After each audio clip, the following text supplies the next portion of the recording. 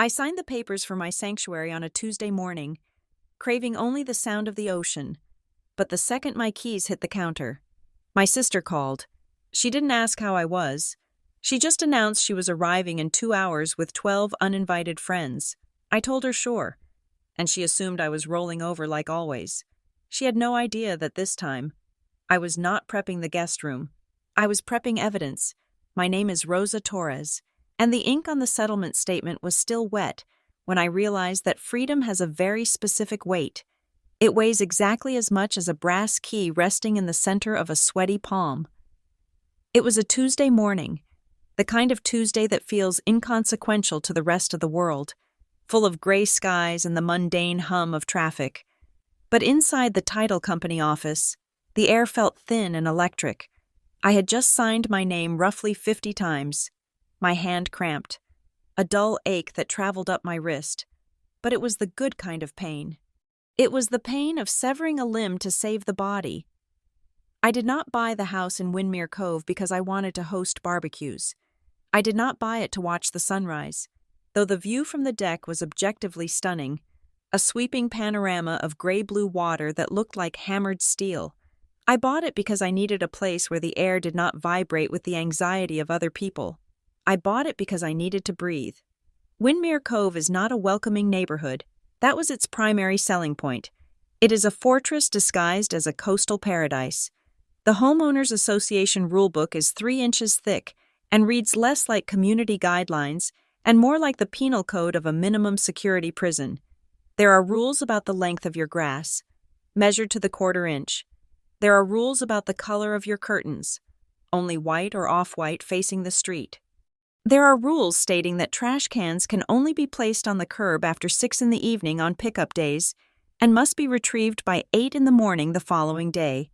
If you leave your bin out at 8:15, a neighbor will not knock on your door to remind you. They will simply log the infraction on the community app, and you will receive a fine of $75 via email before you have even finished your morning coffee. To most people, this sounds like a nightmare. To me, it sounded like heaven. I wanted the polite suffocation. I wanted the cold, impersonal enforcement of boundaries. I spent my entire life in a family where boundaries were treated as insults, where a locked door was an invitation to pick the lock, and where privacy was considered a betrayal of love. I craved a world where people waved from a distance and then immediately reported you for parking 6 inches too far from the curb. That level of scrutiny meant safety. It meant that nobody could just roll up, park on the lawn, and declare that the party had started. I did not buy the house under my own name, on the deed. The owner is listed as Seaglass, Haven LLC. It cost me an extra $1,500 in legal fees to set up the limited liability company and route the paperwork through a registered agent in another county. But it was necessary if my mother, Diane, or my sister, Brianna, Googled my name, which they did often, usually to see if I had updated my salary information on LinkedIn, they would find nothing but my old apartment address in the city. Seaglass Haven was my shell company. It was a legal entity created for the sole purpose of holding space. It was the corporate equivalent of a "Do Not Disturb" sign. I work as a senior analyst for a firm called Harbor Mines Solutions. My job involves staring at massive data sets, finding the anomalies, and structuring chaos into predictable patterns. I am good at it because I have been doing it since I was 5 years old. When you grow up in a house where the emotional weather changes every 10 minutes, you learn to analyze data points. You track the slam of a cabinet door, the pitch of a laugh, the silence at the dinner table. You calculate the probability of an explosion.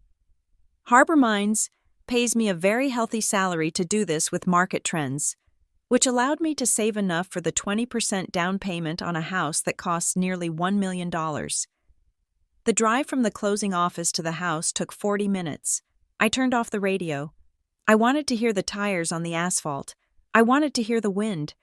When I pulled into the driveway, the silence of the neighborhood hit me like a physical wave. It was aggressive in its quiet. The lawns were manicured to a surreal degree of perfection. A woman across the street was trimming a hedge with what looked like surgical scissors. She looked up, saw my car, gave a tight, practiced wave, and immediately looked down at her watch. I knew exactly what she was doing. She was timing how long my car sat in the driveway before I moved it into the garage, as per Section 4. Paragraph B of the bylaws. I loved her immediately. I unlocked the front door. The mechanism was heavy, solid brass, and it clicked open with a satisfying, expensive sound. I stepped inside. The house smelled of new construction, sawdust, adhesive, and the faint, salty tang of the ocean breeze coming through the vents. It was empty. I had ordered furniture, but it was not scheduled to arrive until Thursday. For now, there was just me, the beige walls, the polished hardwood floors, and a vast, echoing emptiness. I walked to the kitchen island, a slab of quartz the color of a storm cloud, and placed my keys on the surface. The sound of the keys hitting the stone was sharp. Clack. I stood there, leaning my hip against the counter, and closed my eyes. I took a breath.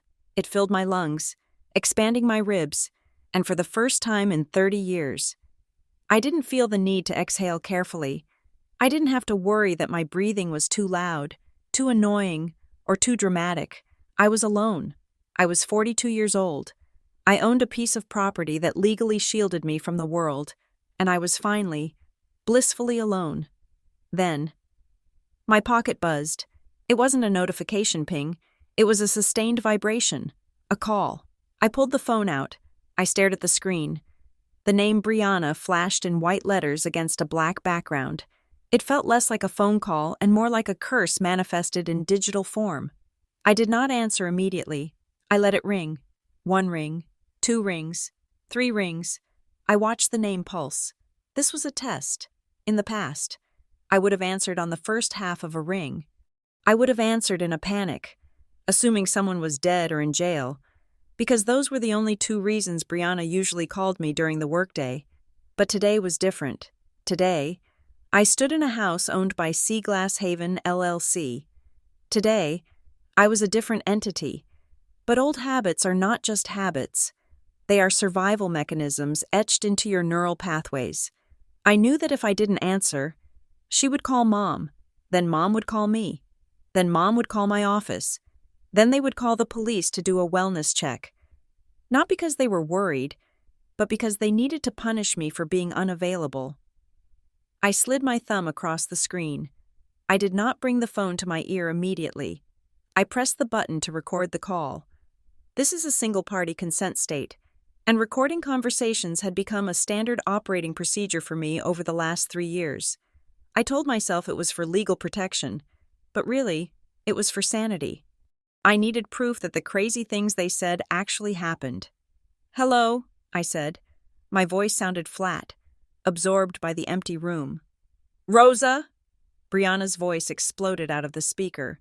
She wasn't asking how I was. She wasn't saying hello. She was broadcasting. There was wind in the background of her end of the line, the sound of a highway, and music thumping with a heavy bass line. "Guess where I am?" I looked out the window at the ocean. The water was chopping against the rocks.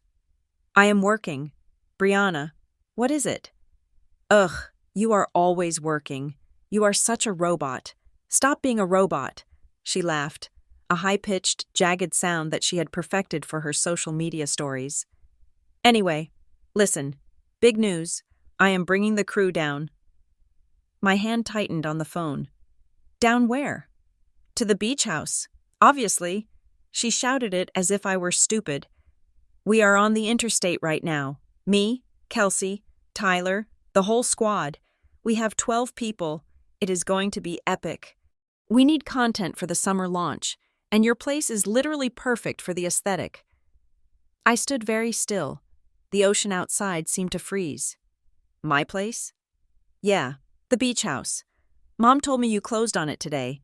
She saw the wire transfer notification on the joint account before you moved the money. Of course, the joint account I had forgotten to remove my mother from 10 years ago.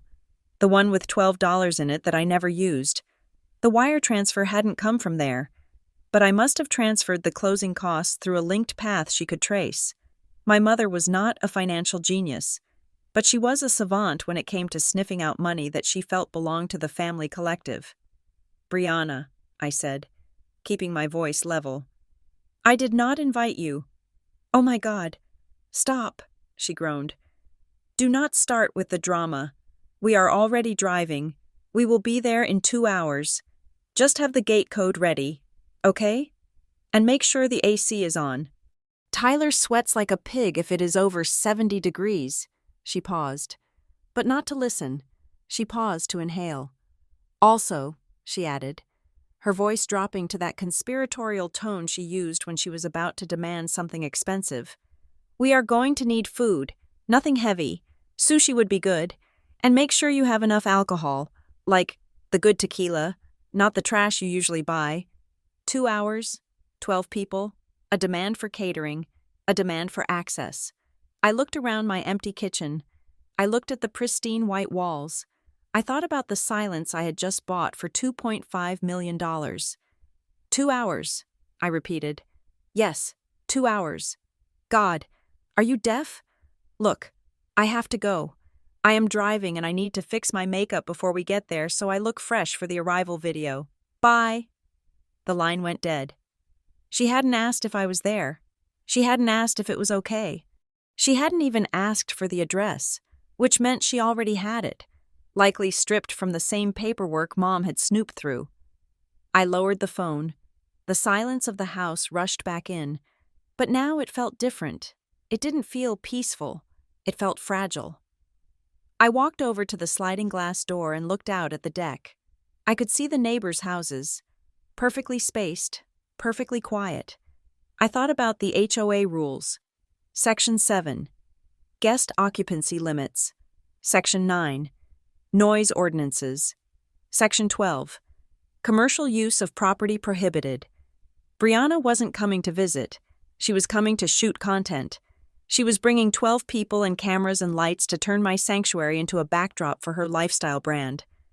She saw this house not as my home, but as a new asset in the family portfolio, something she could exploit, consume, and discard when she was bored. It was a hostile takeover. I looked at the phone in my hand. The recording was saved. 1 minute and 42 seconds of audio. 2 hours, I whispered to the empty room. In the past, I would have rushed to the grocery store. I would have bought the expensive tequila. I would have spent the next 2 hours frantically cleaning invisible dust, terrified of her judgment, terrified of her scene.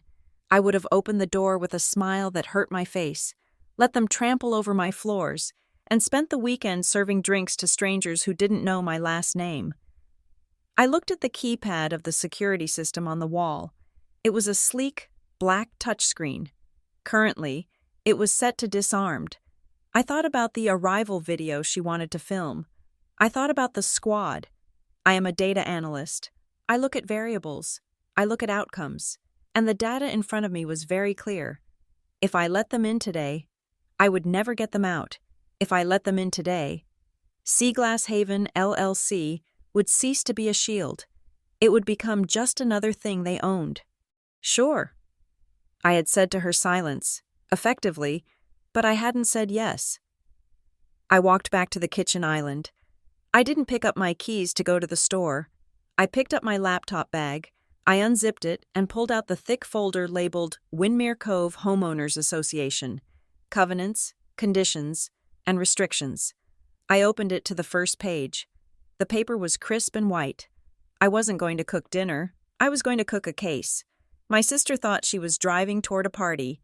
She didn't know she was driving toward a wall. I sat down on the floor, my back against the cool cabinets, and I began to read the rules, not to follow them, but to weaponize them. The silence in the house was no longer empty. It was waiting. My phone did not stop vibrating after that first call ended. It was as if I had opened a sluice gate, and now the entire contents of Brianna's chaotic consciousness were pouring into my device. She did not believe in silence. To Brianna, silence was just empty airtime that she had a moral obligation to fill. I stood in the center of my empty living room, the smell of fresh paint still lingering in the air, and watched the notifications stack up on my screen like incoming missiles. They were not questions. They were directives. It was a manifesto of demands delivered in rapid-fire text messages and 30-second voice notes. Ping. Make sure you have plenty of towels, like the fluffy white ones, not those scratchy beach ones you had at your old apartment. Tyler has sensitive skin. Ping. Also, we are going to need the fridge stocked. Don't get cheap stuff. We need organic berries. That specific brand of oat milk I like, and at least 4 cases of sparkling water. The lime kind, not the lemon kind. Lemon tastes like cleaning fluid. Ping. Did you get the ice? We need bags of ice. The freezer maker is too slow, and we are going to be making margaritas the second we walk in. I tapped on a voice note. Brianna's voice filled the kitchen again, breathless and overlaid with the sound of wind rushing past a car window. She was clearly shouting into her phone while driving 80 miles an hour. Okay, so listen. The recording played. I was thinking about the room situation. Obviously, I am going to take the master suite. It has the best light for my morning skincare routine videos, and Kelsey needs space to set up her ring lights. You can take the guest room.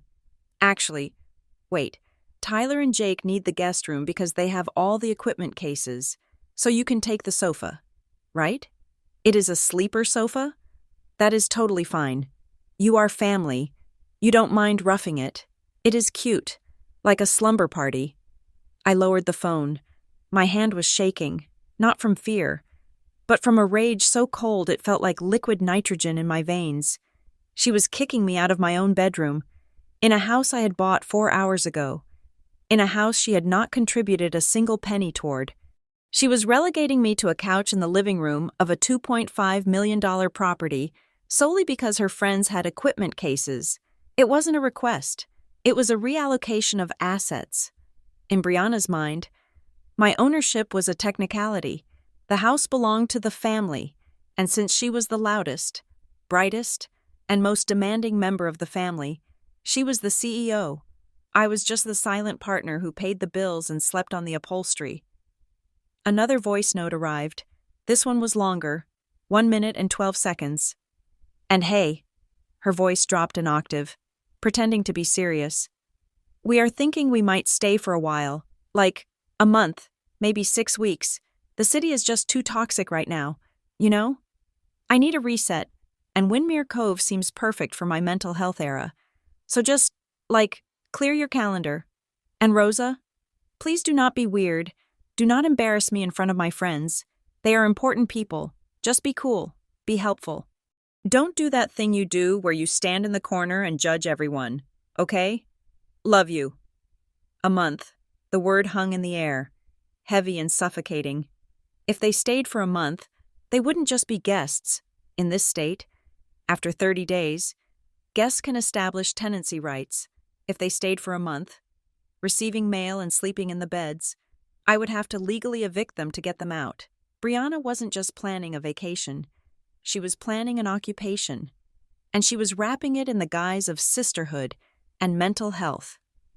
I walked over to the sliding glass door and pressed my forehead against the cool glass.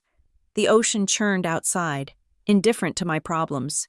I closed my eyes and the memories washed over me, unbidden and sharp. This was not new. This was the pattern of our entire lives. I remembered being 10 years old, sitting at the kitchen table doing my homework. Brianna, 14 and glowing with the kind of charisma that blinded adults, had swept in with 3 friends. She had wanted the table for a board game. She didn't ask me to move. She just swept my books onto the floor. When I cried, my mother had sighed, looked at me with exhausted eyes, and said, "Rosa, don't be selfish. Your sister has guests. Go do your math in the laundry room." So I did. I sat on top of the washing machine, the metal vibrating under my legs, and finished my homework in the dark because I didn't want to cause a scene. I remembered being 22, fresh out of college, landing my first serious job. I had bought a used sedan with my signing bonus. 2 weeks later, Brianna totaled her car. My father had tossed me his keys and told me to take the bus for a few months because Brianna needs a car for auditions. Rosa, you just sit in a cubicle. You don't need mobility. I gave her the car.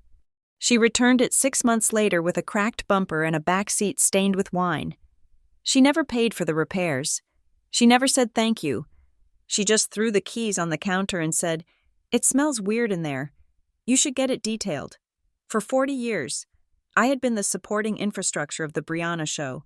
I was the stagehand who swept the floor, paid the electric bill, and made sure the props were in place so she could shine. And if I ever dared to complain, if I ever dared to ask for a thank you or a boundary, I was labeled difficult. I was jealous. I was the cold sister who didn't understand the warmth of family. She knew exactly which buttons to push. That line, "Don't embarrass me," was a masterstroke. It was designed to trigger my deep-seated fear of social rejection. It was designed to make me feel small, awkward, and socially inept. It was a preemptive strike to silence any protest I might have. If I objected to 12 strangers trashing my house, I wasn't being reasonable. I was being embarrassing.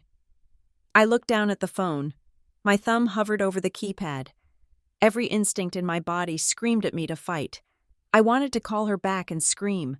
I wanted to tell her that she was not welcome, that this was my house, my money, my life. I wanted to tell her that if she stepped foot on my driveway, I would turn the sprinklers on. But I stopped. I am a data analyst. I look at patterns, and the pattern was clear. Brianna fed on emotion. She metabolized conflict. If I screamed, she would scream louder. If I cried, she would mock me. If I got angry, she would spin the narrative. She would turn on her camera, tears glistening in her eyes, and tell her 12,000 followers that her own sister was having a mental breakdown and attacking her. She would edit the footage. She would cut out her insults and leave in my shouting. I would become the villain in her carefully curated reality show. I could not win a war of emotions with a narcissist. They have infinite ammunition and no shame. But I could win a war of logistics. I took a deep breath. I let the anger settle into something hard and cold in the pit of my stomach. I didn't need to scream. I needed to document. I opened the text thread. I typed a single word. Sure. I hit send. It felt like swallowing a stone. It went against every fiber of my pride. But it was necessary. It was the bait. I watched the 3 little dots appear immediately. She was typing. Good, the message read. Finally, you know your place. We will be there at 4. Make sure the AC is set to 68. Then, a second message popped up. And seriously, the guys are bringing cameras to film the arrival. Don't be weird. Just open the door and look happy. Smile. It's for the vlog. I stared at the screen. It's for the vlog. She had just admitted, in writing, that this was a commercial enterprise. She had admitted she was bringing a production crew. She had admitted she was intending to use my private residence for public content creation without a location release form or a commercial permit. I did not reply. Instead, I pressed the side buttons of my phone. Click. I took a screenshot of the conversation. I took a screenshot of the 1-month voice note transcription. I took a screenshot of the demand for the master suite. I opened my cloud storage app. I created a new folder. I named it Windmere Evidence. I uploaded the images. Then I looked up at the kitchen. It was a beautiful kitchen. The cabinets were white oak. The appliances were Viking stainless steel. It was perfect. And in 2 hours, it was going to be invaded. But I wasn't going to scramble. I wasn't going to run to the grocery store to buy organic berries. I wasn't going to buy bags of ice. I wasn't going to put fresh sheets on the bed in the master suite. I walked over to the thermostat. Brianna had asked for 68 degrees. I looked at the digital display. It was currently set to 72. I left it exactly where it was. I walked to the linen closet. It was empty. Save for the sealed packages of towels I had brought with me. I didn't open them. I didn't fluff them. I left them in the plastic. I was done serving. I was done being the prop. If Brianna wanted a reality show, I would give her one. But she had forgotten the most important rule of reality TV. The producer is the one who controls the final cut. And for the first time in our lives, she wasn't the producer. I picked up the thick binder of HOA rules again. I needed to find the section on unauthorized commercial activity and occupancy limits for short-term guests. I turned the page. the sound loud in the quiet house. My sister was coming to take everything. She didn't know that she was driving straight into a trap I was building with paper, ink, and her own text messages. "Come on, then," I whispered to the empty room. "Bring the cameras." I walked to the front door and locked the deadbolt. Then, I engaged the secondary lock. Then, I pulled out my phone and opened the smart home app. I changed the admin password. I sat down on one of the bar stools and waited. The sun was beginning to dip lower in the sky, casting long shadows across the floor. It was the calm before the storm. But this time, I wasn't going to be the one getting wet. I was going to be the weather reporter, documenting every single drop of rain until the flood washed her away. The vibration of the phone stopped. She was confident now. She thought she had won. She thought I was scurrying around the house, fluffing pillows and chopping limes. Terrified of her arrival, she thought she was driving toward a servant. She was driving toward a landlord. And this landlord had just decided to enforce the lease. The binder was heavy, a solid brick of laminated procedures that most people would have thrown into a junk drawer and forgotten until they received a fine for leaving their holiday lights up past January. To me, however, it looked like ammunition. I placed the Windmere Cove Homeowners Association, covenants, conditions, and restrictions on the court's countertop. I did not slam it. I laid it down with the reverence one might accord a religious text or a loaded weapon. I washed my hands before I opened it. It was a reflex, perhaps, or maybe a ritual. I wanted my hands clean when I dismantled my sister's plans. I sat on the bar stool, my posture straight, and flipped past the table of contents. I bypassed the sections on architectural compliance and landscaping requirements. I went straight to Section 5, Occupancy and Guest Conduct. The text was dense, written in 8-point font that required me to squint slightly, but the language was beautiful in its rigidity. It was absolute. There was no room for interpretation, no gray area where Brianna could insert her charm or her tears to bend reality. I ran my finger down the page until I found Clause 5.3, Occupancy Limits for Short-Term Guests. I read it out loud to the empty room. My voice was steady. Single-family residences within the Windmere Cove community are strictly limited to a maximum occupancy of 6 individuals for any overnight stay, unless a special variance permit has been filed and approved by the board of directors no less than 14 days prior to arrival. 6 people. Brianna was bringing 12, plus herself. 13 people. I continued reading. Any guest presence exceeding this limit constitutes a violation of the Community Safety Code and fire regulations. Violations are subject to an immediate fine of $500 per day, per person over the limit. I did the math quickly in my head. 7 people over the limit. That was $3,500 a day in fines. But the next sentence was the one that made my shoulders drop 2 inches, the tension finally leaving my trapezius muscles. Furthermore, the association reserves the right to immediately revoke guest privileges and require the immediate removal of all unauthorized occupants from the premises. Failure to comply will result in the dispatch of private community security and, if necessary, local law enforcement to effectuate trespassing charges. Trespassing. It wasn't a family dispute anymore. It wasn't a sister being mean or jealous. It was a violation of a binding legal contract governing the property. If I allowed them to stay, I would be in breach of my own deed. I was not refusing her. The neighborhood was. I pulled out my phone.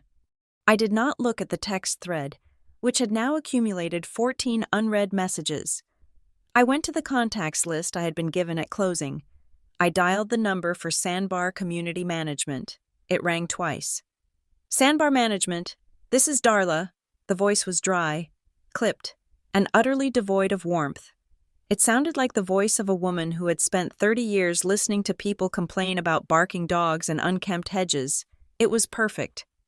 Good afternoon, Darla, I said. My name is Rosa Torres. I am the authorized signatory for Seaglass Haven, LLC. I just closed on the property at 42 Pelican Way this morning. There was a pause, followed by the sound of typing. The typing was fast and aggressive, like heavy rain on a tin roof. I see the file here. Ms. Torres, Darla said. Welcome to Winmere. Do you have a complaint about the trash bins already? Because the previous owner left them out, but we waived the fee since title transferred today. No, Darla. This is regarding security and occupancy limits. The typing stopped. I had her attention. Community managers do not care about trash as much as they care about liability. Go on, she said. I have received intelligence that a convoy of vehicles is currently en route to my property. I said. I chose my words carefully. I did not say my sister.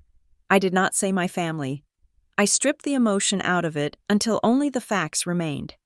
This group consists of approximately 13 individuals. They intend to occupy the residence for an extended period, possibly up to 30 days. They are claiming to be guests, but I have not authorized their stay, nor have I authorized them to enter the premises. 13 people? Darla asked. Her tone shifted from bored to offended. In a 3-bedroom unit? Absolutely not. That is a fire code violation. The septic system can't even handle that kind of load. Exactly, I said. I am currently inside the property. I am the sole authorized occupant. I am calling to formally request that the Community Security Patrol be notified of this potential breach. When they arrive at the gate or at my driveway, I need them to be removed. Are they on the guest list? Darla asked. No, the guest list is empty. Then they don't get through the main gate, she said simply. They might tailgate another car, I countered. Or they might try to argue with the guard. The leader of the group is persuasive. She has a history of disregarding boundaries. I need to ensure that the patrol is ready to enforce Section 5.3 immediately. I see, Darla said. The sound of typing resumed, but slower now. She was logging an incident report. Ms. Torres, I need to verify you are who you say you are before I deploy security for a confrontation. Can you email me a copy of the Articles of Organization for your LLC, showing you as the manager, and a selfie of you standing in front of the kitchen island? We have had issues with domestic disputes before where ex-husbands try to lock out wives. We don't get in the middle of that. This is not a domestic dispute, I said, though I knew that was a lie. This is a trespassing issue, but I understand the protocol. Send the email, Darla said. Once I get it, I will radio the patrol commander. His name is Officer Miller. He takes the occupancy rules very seriously. Thank you, Darla. I am sending it now. I hung up. I did not hesitate. I opened my email app, attached the PDF of the LLC formation documents I had saved locally on my phone for exactly this kind of emergency, and snapped a quick photo of myself. In the picture, my face was blank. I didn't smile. I looked like what I was, a property owner protecting an asset. I hit send. Step 1 was complete. I had the law on my side. Now I needed to secure the perimeter. I opened the smart home application, the one linked to the high-end security system the previous owners had installed. It was a comprehensive system. Electronic deadbolts on the front door, the side door, and the garage entry, sensors on every window, and cameras covering the driveway and the front porch. I went to the Users tab. The previous owners had wiped their data, but the realtor had set up a temporary code for showings, 1234. It was laughably insecure. I deleted it. Then I went to the master code setting. I typed in a new 8-digit sequence. It was a random string of numbers generated by my password manager, something no human could guess, certainly not Brianna, whose passwords were invariably her birth year or the name of her first dog. I watched the little loading circle spin for a second. Then a green check mark appeared. Success. Master code updated. Next, I went to the guest access section. I considered leaving it empty, but then I thought about the logistics of what was coming. If Officer Miller needed to enter the house to remove someone, or if I needed to let law enforcement in without unlocking the door myself and exposing myself to the mob, I needed a way to grant access remotely. I created a new user profile. I named it Security Only. I assigned it a specific code, active only for the next 24 hours. Then, I moved to the garage door settings. I disabled the remote receiver. This meant that even if Brianna had somehow swiped an old garage opener from the realtor, unlikely. But I never underestimated her resourcefulness. It would be a useless brick of plastic. The only way to open that garage now was through my phone or the hardwired keypad, which I also reset. Finally, I tapped on the camera's icon. The feed from the front doorbell camera popped up. The resolution was crystal clear. I could see the grain of the wood on the porch floorboards. I could see the street. It was empty and peaceful. I went into the settings menu. Motion sensitivity. I slid the bar all the way to the right. High. Recording duration. I changed it from event only to continuous recording. Cloud storage. I verified that the subscription was active and that videos were being uploaded instantly to a remote server. If they tried to smash the camera, the footage of them doing so would already be safe in a data center in Nevada. I also enabled a feature called Loitering Alert. If anyone stood on the porch for more than 30 seconds without ringing the bell, my phone would sound a specific alarm. I sat there for a moment, watching the live feed of my empty driveway. My finger hovered over one last setting. Two-way audio. I tested it. Testing, I said softly. On the screen, I saw a tiny blue microphone icon light up. My voice would project from the doorbell speaker, clear and loud. I wouldn't even have to open the door to speak to them. I could reject them from the safety of my kitchen, behind 2 inches of solid oak and a layer of impact-resistant glass. I put the phone down on the counter next to the binder. I took a deep breath. I waited for the rush of adrenaline or the wave of guilt that usually accompanied saying no to my family, but it didn't come. Instead, I felt a strange, cold sensation settling over me. It felt like putting on a heavy winter coat before stepping out into a blizzard. It was the feeling of being insulated. For years, my boundaries had been made of requests and pleas. I had built fences out of "please don't" and "I would prefer if you didn't," and Brianna had bulldozed those fences every single time. Because requests are soft. Requests imply that the other person cares about your feelings. But today, I wasn't building a fence out of feelings. I had built a wall out of bylaws, statutes, and digital encryption. I wasn't angry. Anger is hot and messy and exhausting. I was simply administrative. I was the person stamping "denied" on a form that had been filled out incorrectly. My phone chimed. It was an email from Darla. Received. You are verified. I have spoken to Officer Miller. He is stationed at the North Gate, but he will do a drive-by of your property in 10 minutes to ensure the perimeter is clear. He has your security-only code on file. Call us if you need immediate assistance. I looked at the message. It was the most beautiful thing I had ever read. I stood up and walked to the refrigerator. I opened it. It was completely empty, save for a single bottle of water I had brought with me. There were no organic berries. There was no oat milk. There was no tequila. I closed the door. The seal made a firm, decisive suction sound. I checked the time. They had been on the road for nearly 2 hours. They would be hitting the coastal highway exit soon. They would be laughing, filming their road trip content, confident that they were descending upon a conquered territory. I walked to the living room window and slightly adjusted the blinds, angling them so I could see out, but no one could see in. I was not a sister today. I was a compliance officer, and the inspection was about to begin. The digital clock on the microwave flicked to exactly 4 in the afternoon. Precision is something I admire. It suggests a functioning system. And true to her word, Brianna was operating on a system, just not one that involved respect or consent. Her system was built on entitlement, and it ran on a schedule dictated by the position of the sun for optimal lighting. I heard them before I saw them. The low rumble of engines broke the silence of Windmere Cove, a sound that felt violent against the backdrop of the rhythmic ocean waves. I moved to the window in the living room, the one that offered a clear view of the driveway but kept me shrouded in the shadows of the interior. I tilted the slats of the blinds just enough to create a viewing slit. It looked like a funeral procession for quiet dignity. The lead car was Brianna's white coupe, a vehicle she leased for a monthly payment that rivaled my mortgage. She drove it with the top down. Despite the salt spray, because arriving in a convertible was part of the brand. Behind her was a massive black SUV, the kind usually reserved for transporting diplomats or rap stars, and trailing that was a rental van. Its side door already sliding open before the vehicle had come to a complete stop. They did not pull into the driveway. They claimed the street. Brianna's car swerved to block my mailbox. The SUV mounted the curb, crushing a patch of ornamental grass that the HOA likely mandated be kept at exactly 3 inches. The van double-parked, effectively turning the quiet cul-de-sac into a loading zone. My phone buzzed in my pocket. I ignored it.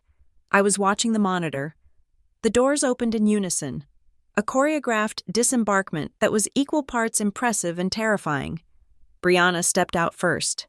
She was wearing oversized sunglasses and a white linen jumpsuit that looked expensive and impractical. She didn't look at the house. She looked at her phone, holding it up high, panning across the facade of my home as if she were introducing a new product to her audience. Then, the swarm descended. There were 12 of them, just as she had threatened. They spilled out of the vehicles like a chemical spill, loud and chaotic, but it was what they were carrying that made my stomach turn cold. They weren't carrying overnight bags. They weren't carrying hostess gifts. 2 young men in tank tops hauled out a massive hard-shell case on wheels, the kind used for cinema cameras. Another girl, dressed in a matching tracksuit, began assembling a tripod on my front lawn. Someone else was dragging a rack of clothes, actual wardrobe options on hangers, across the pavement, and there, gleaming in the afternoon sun, was the ring light.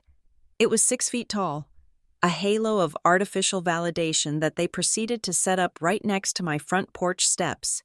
They were not moving in. They were setting a stage. I watched Brianna point at the front door. She shouted something I couldn't hear through the impact-resistant glass, but her body language was unmistakable. She was directing traffic. You go there. Put the lights there. Get the angle. She walked up the path to the front door. I checked the camera feed on my phone. The view from the doorbell camera was intimate. I could see the pores on her nose. I could see the way she checked her reflection in the dark glass of the storm door. She smoothed her hair, flashed a practiced, blindingly white smile at the invisible audience, and then reached for the handle. She didn't knock. She just grabbed the brass lever and shoved her weight against it, expecting it to yield. It didn't budge. The smile faltered for a fraction of a second. She frowned, confused. She tried again, jiggling the handle with aggressive force. Clack, clack, clack. The sound reverberated through the wood. But the deadbolt held firm. She stepped back, looking at the door as if it had personally insulted her. Then she pounded on the wood with the side of her fist. "Rosa!" she screamed. It wasn't a greeting. It was a summons. "Open up! The code isn't working." She hadn't even tried a code. She just assumed I would leave it open. I didn't move. I stood in the hallway, my back pressed against the wall, breathing shallowly. I watched the screen. Behind her, the crew paused. The guy with the camera case looked up. The girl with the wardrobe rack stopped mid-stride. They sensed the friction, but Brianna, ever the professional, spun around to face them and laughed. It was a loud, fake sound. "My sister is so funny," she announced to the group, and to the camera that one of them was already pointing at her. "She is probably doing a surprise reveal. She loves surprises. I do not love surprises. I hate them." Then, movement at the edge of the frame caught my eye. A white sedan with yellow reflective striping rolled silently up the street. On the side, in bold blue letters, it read, "Sandbar Community Security." Officer Miller had arrived. He didn't use a siren. He didn't rush. He parked his vehicle perpendicular to Brianna's coupe, effectively boxing her in. He stepped out. He was a tall man with a buzz cut and a uniform that was pressed to military standards. He held a clipboard in one hand and hitched his belt with the other. Brianna saw him. And because she lives in a world where attention is the only currency that matters, she mistook his arrival for an audience. She whipped her phone around, pointing the lens at Officer Miller. "Oh my God, you guys," she narrated, shouting over the wind. "Look at this. We have a welcoming committee. The security here is so bougie. Hello? Are you here to help us with the bags? Officer Miller did not smile. He did not wave. He walked up the driveway with the heavy, deliberate steps of a man who enforces rules for a living. He stopped exactly 6 feet from her.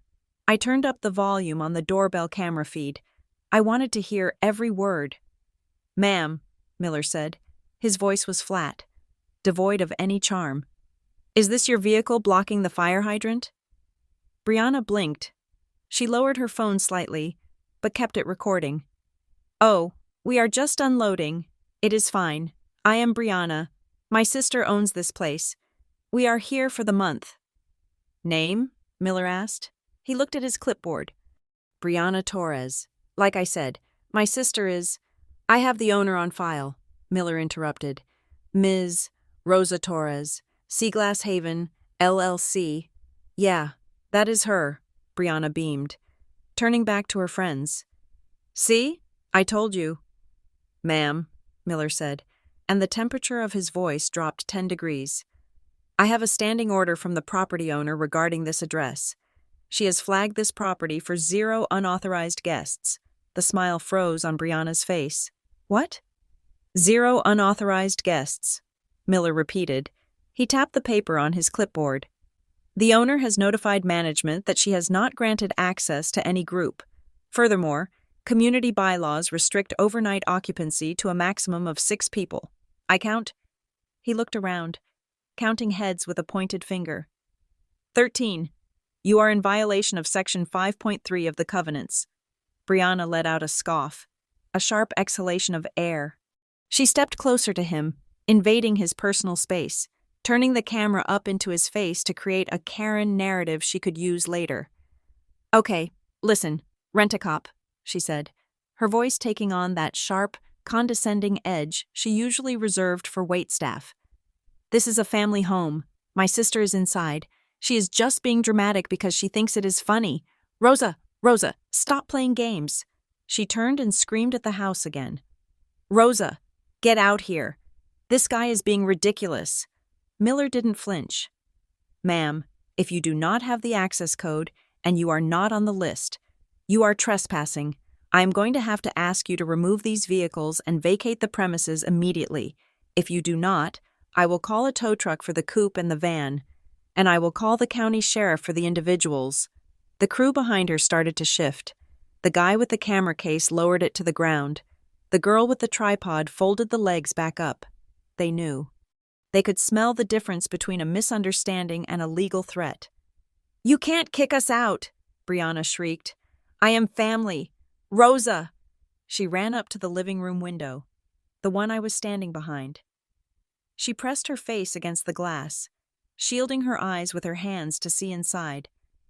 I didn't flinch. I stood my ground. "Rosa!" she yelled, her voice muffled by the double-paned glass but still piercing. "I know you are in there. I can see your car in the garage. Open the damn door. You are making me look stupid." Making me look stupid. That was it. That was the core of the emergency. Not that she had nowhere to stay, not that she missed me, but that I was ruining the shot. I looked at my phone. The doorbell camera was still recording. The audio was crisp. I took a breath. I checked my appearance in the hallway mirror. I looked calm. I looked boring. I looked nothing like the villain she wanted me to be. I walked to the front door. I unlocked the deadbolt. Click. I opened the door, but I did not open the storm door. I kept the glass barrier between us. I stood in the threshold, framed perfectly by the doorframe, visible to Officer Miller, visible to the crew, and most importantly, visible to the 3 different cameras Brianna's friends were pointing at the house. Brianna spun around, her face lighting up with triumph. "Finally! God, tell this guy to—" "I did not invite anyone," I said. My voice was not loud. I didn't scream. I projected it clearly, using the diaphragm breathing I had learned from a meditation app. Brianna stopped. Her mouth hung open slightly. "What?" "I did not invite anyone," I repeated, looking directly at Officer Miller, ignoring my sister completely. "Officer, These people are strangers to this property. I have not authorized their entry. I have not authorized their vehicles. They are trespassing." The silence that followed was absolute. The wind died down. The ocean seemed to pause. Brianna's face went through a complex series of contortions, shock, confusion, and then pure, unadulterated rage. "Rosa, what the hell are you doing?" she hissed, stepping toward the door. "Stop joking. We have the sponsorship deal. We have the schedule. Let us in." "Please leave my house," I said. I looked past her, at the group of 12 people standing on my lawn. "All of you. You are on private property. Leave now." The friends looked at each other. The guy with the wardrobe rack started rolling it back toward the van. The illusion was broken. The cool influencer sister narrative had just crashed headfirst into the homeowner calls the police reality. "Rosa!" Brianna shouted, slamming her hand against the glass storm door. "Open this door right now. Mom said we could come. Mom said it was fine." "Mom does not own this house," I said. "Seaglass Haven LLC owns this house, and I am the manager. Goodbye." I reached out and closed the main door. I locked the deadbolt. Click. I leaned my forehead against the cool wood. My heart was hammering against my ribs, a frantic rhythm that felt like a bird trapped in a cage. But my hands were steady. I had done it. I had said the words. I went back to the monitor. Brianna was losing it. She was screaming at Officer Miller now, pointing at the house, pointing at her phone. Miller was unperturbed. He was speaking into his shoulder radio. The friends were retreating. They were loading the gear back into the van. They were checking their phones, probably looking for nearby hotels or Ubers. They were abandoning the sinking ship. But Brianna was not retreating. She marched back to her white coupe. She didn't get in. She reached into the passenger seat and pulled out a leather portfolio. It was thick. It looked official. She turned back toward the house, waving the portfolio in the air like a flag. "You want to play legal?"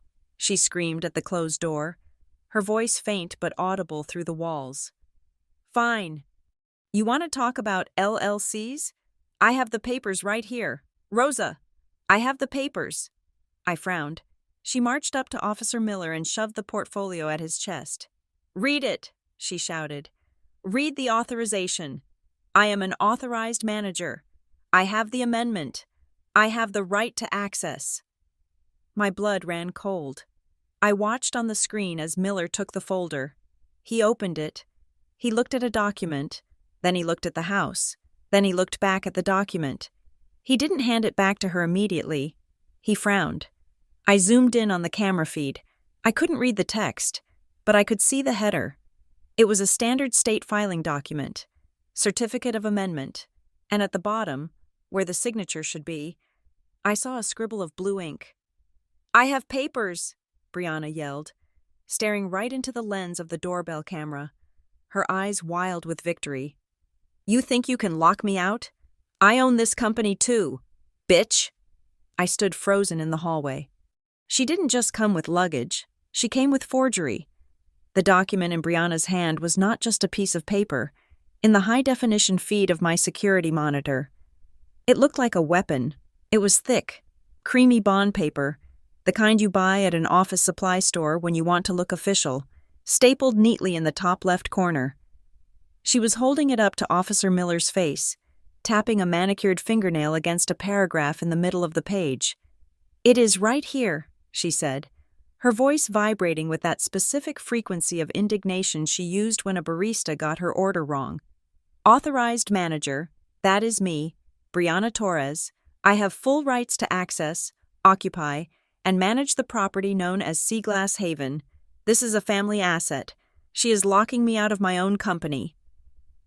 Officer Miller did not look impressed. He looked bored. He adjusted his sunglasses, took the clipboard from under his arm, and held out a hand. "Let me see that," he said. Brianna hesitated, just for a fraction of a second. It was a micro-expression, a tiny flicker of calculation in her eyes. A person with legitimate documentation hands it over immediately. A person holding a prop thinks about the camera angle, but she handed it to him. Miller brought the document close to his face. He wasn't a lawyer, but he was a man who spent his days reading permits and citations. He knew what a government document was supposed to look like. I watched him scan the header. Then his eyes dropped to the bottom of the page. He frowned. "Ma'am," Miller said, looking up at Brianna. "This is a certificate of amendment for an LLC?" "Yes," Brianna snapped. "Which makes me the boss, so tell her to open the door. And this signature here," Miller pointed to the bottom line. "This is the signature of the current registered agent, Rosa Torres?"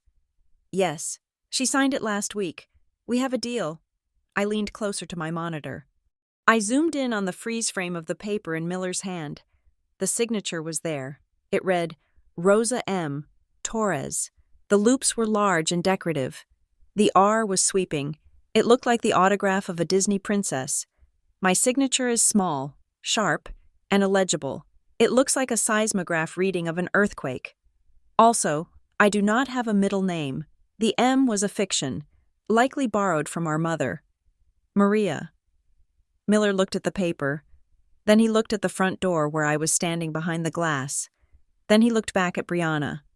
"Ma'am," Miller said slowly, "this document is not notarized." "It does not need to be," Brianna lied. Her voice pitched up. "It is an internal operating agreement update."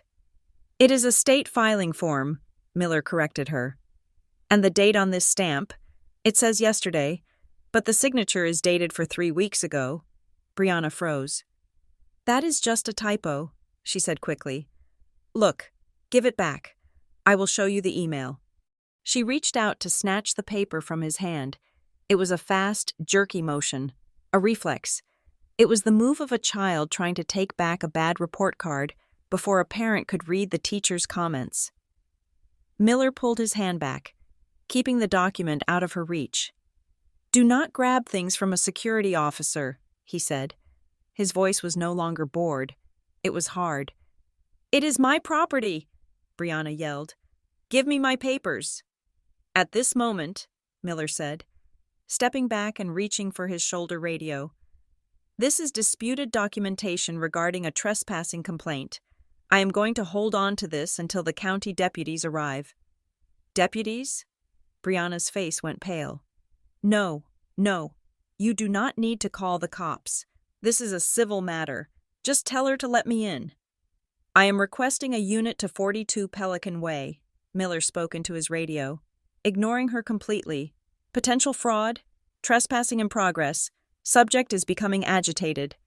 The word fraud hung in the air like smoke. Behind Brianna, the squad began to dissolve. The illusion of the fun beach trip had completely evaporated. The 2 guys near the van stopped loading the camera gear and started actively putting it back into the trunk. The girl who had been setting up the tripod was now sitting in the driver's seat of her own car. Engine running, they knew. They were influencers and hangers-on, people whose careers depended on being adjacent to success, not adjacent to an arrest record. They could smell the difference between drama for views and actual legal trouble. Brianna turned to them. "Guys, where are you going? We are just sorting this out." "We are going to go grab lunch." "Bree," one of the guys called out. He didn't make eye contact. "Call us when you get in." "Do not leave me," she shrieked. "We have to film the arrival." They didn't answer. The van door slammed shut. The engine turned over. 5 minutes later, a sheriff's department cruiser turned onto the street. It didn't use sirens, but the blue lights were flashing, cutting through the late afternoon sun. 2 officers stepped out. One was older, heavy-set. The other was younger, wearing a vest with a prominent body camera mounted on his chest. The little red light on the camera was blinking, recording. I unlocked the deadbolt and opened the main door. I pushed the storm door open 2 inches, just enough to speak clearly without breaking the seal of my home. The younger officer walked up the driveway, past Brianna, who was now frantically typing on her phone, and approached my porch. "Ma'am," he asked, "are you the homeowner?" "I am the sole member of the LLC that owns the property," I said. My voice was steady. I kept my hands visible, resting on the doorframe. My name is Rosa Torres. Do you know this individual? He gestured with his thumb toward Brianna. She is my sister. Did you invite her here today? No. Did you authorize her to bring these other individuals onto the property? No. Is she a resident of this home? No. She has never stepped foot inside. I took possession of the keys at 10 this morning. The officer nodded. He turned to Brianna. She had stopped typing and was now putting on her victim face. Her chin trembled. Her eyes were wide and watery. "Officer," she said, her voice wobbling perfectly. "My sister is having a mental health crisis. She is confused. We planned this trip for months. I have emails. I have the itinerary. Look, I even have the keys." She dug into her purse and pulled out a set of keys. They were gold, shiny, and completely generic. They were clearly props she had bought to film a new house key segment. The officer didn't look at the keys. He looked at Miller, who handed him the legal document. The officer glanced at it. He looked at the signature. He looked at Brianna. "Ma'am," the officer said to Brianna, "the homeowner has stated you are not a guest. That makes your presence here trespassing. You need to leave." "I am family," Brianna screamed. The mask slipped. The victim face vanished, replaced by the snarling entitlement I had known my whole life. "You cannot trespass family.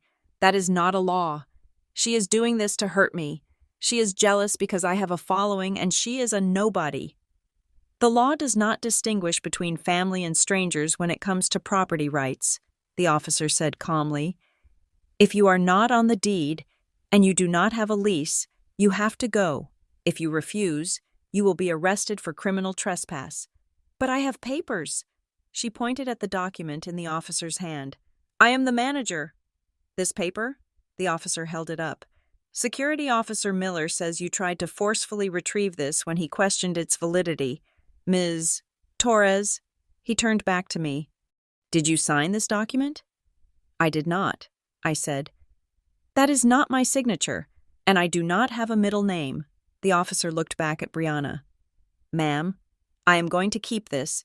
We are going to place it into evidence. If you forged a signature to gain access to a property or to assume control of a business entity, that is a felony. Uttering a forged instrument." Brianna stopped screaming.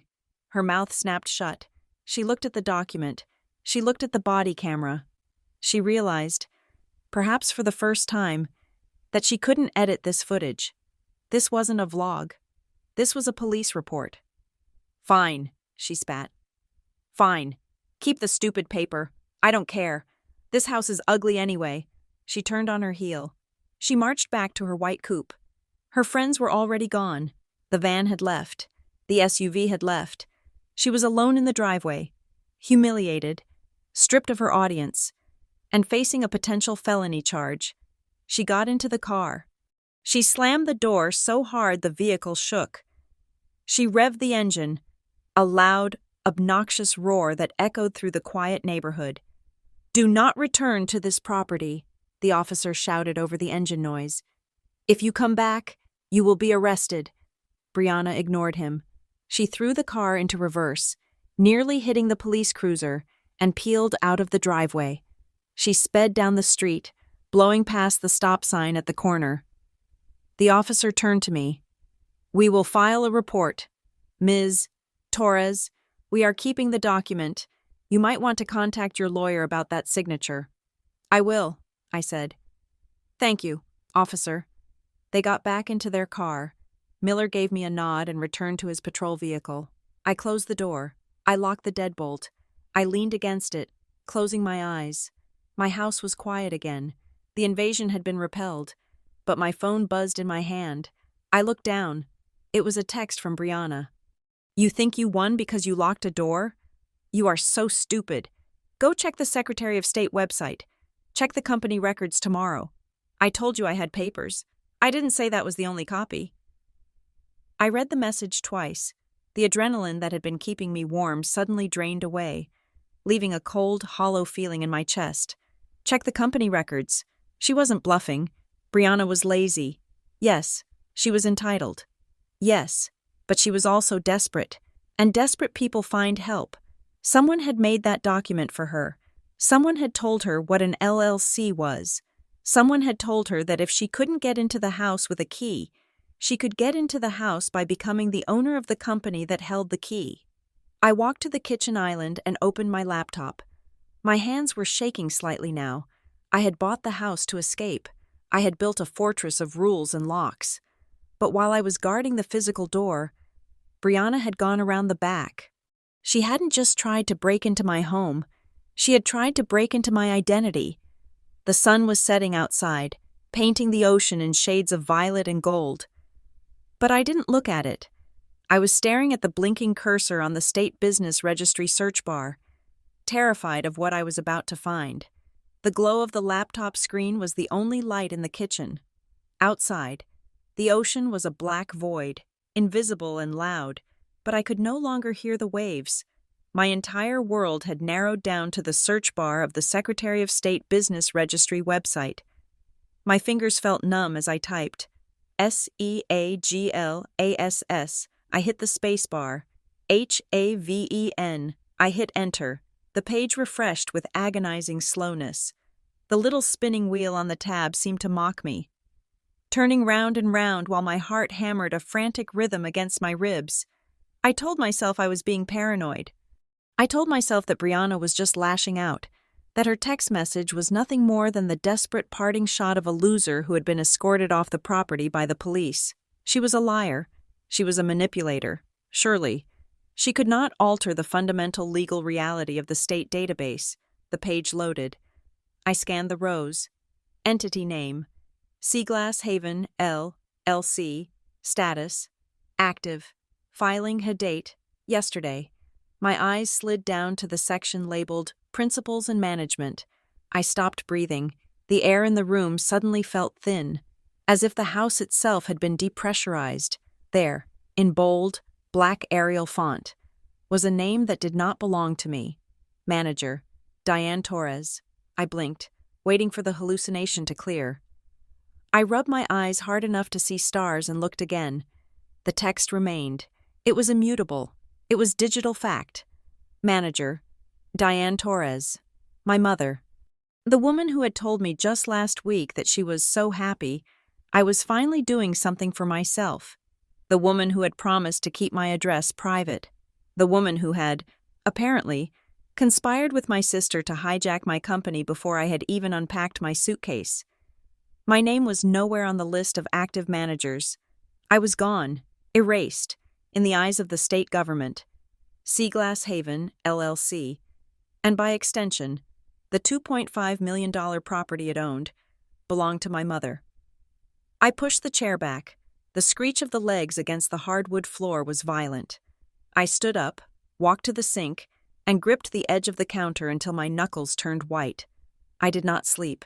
Sleep was a luxury for people who owned their own lives. I spent the next 8 hours pacing the length of the living room, watching the sun rise over the water with a sense of dread that tasted like battery acid. I had the original operating agreement in my binder. I had the bank records. I had the truth. But in the legal world, the truth is secondary to what is on the file. At 8 o'clock in the morning, exactly 1 hour before the state filing office opened, I was in my car. I drove to the regional business center in the county seat, a 40-minute drive that I performed on autopilot. I did not listen to the radio. I did not listen to podcasts. I replayed the last 24 hours in my head, looking for the signs I had missed.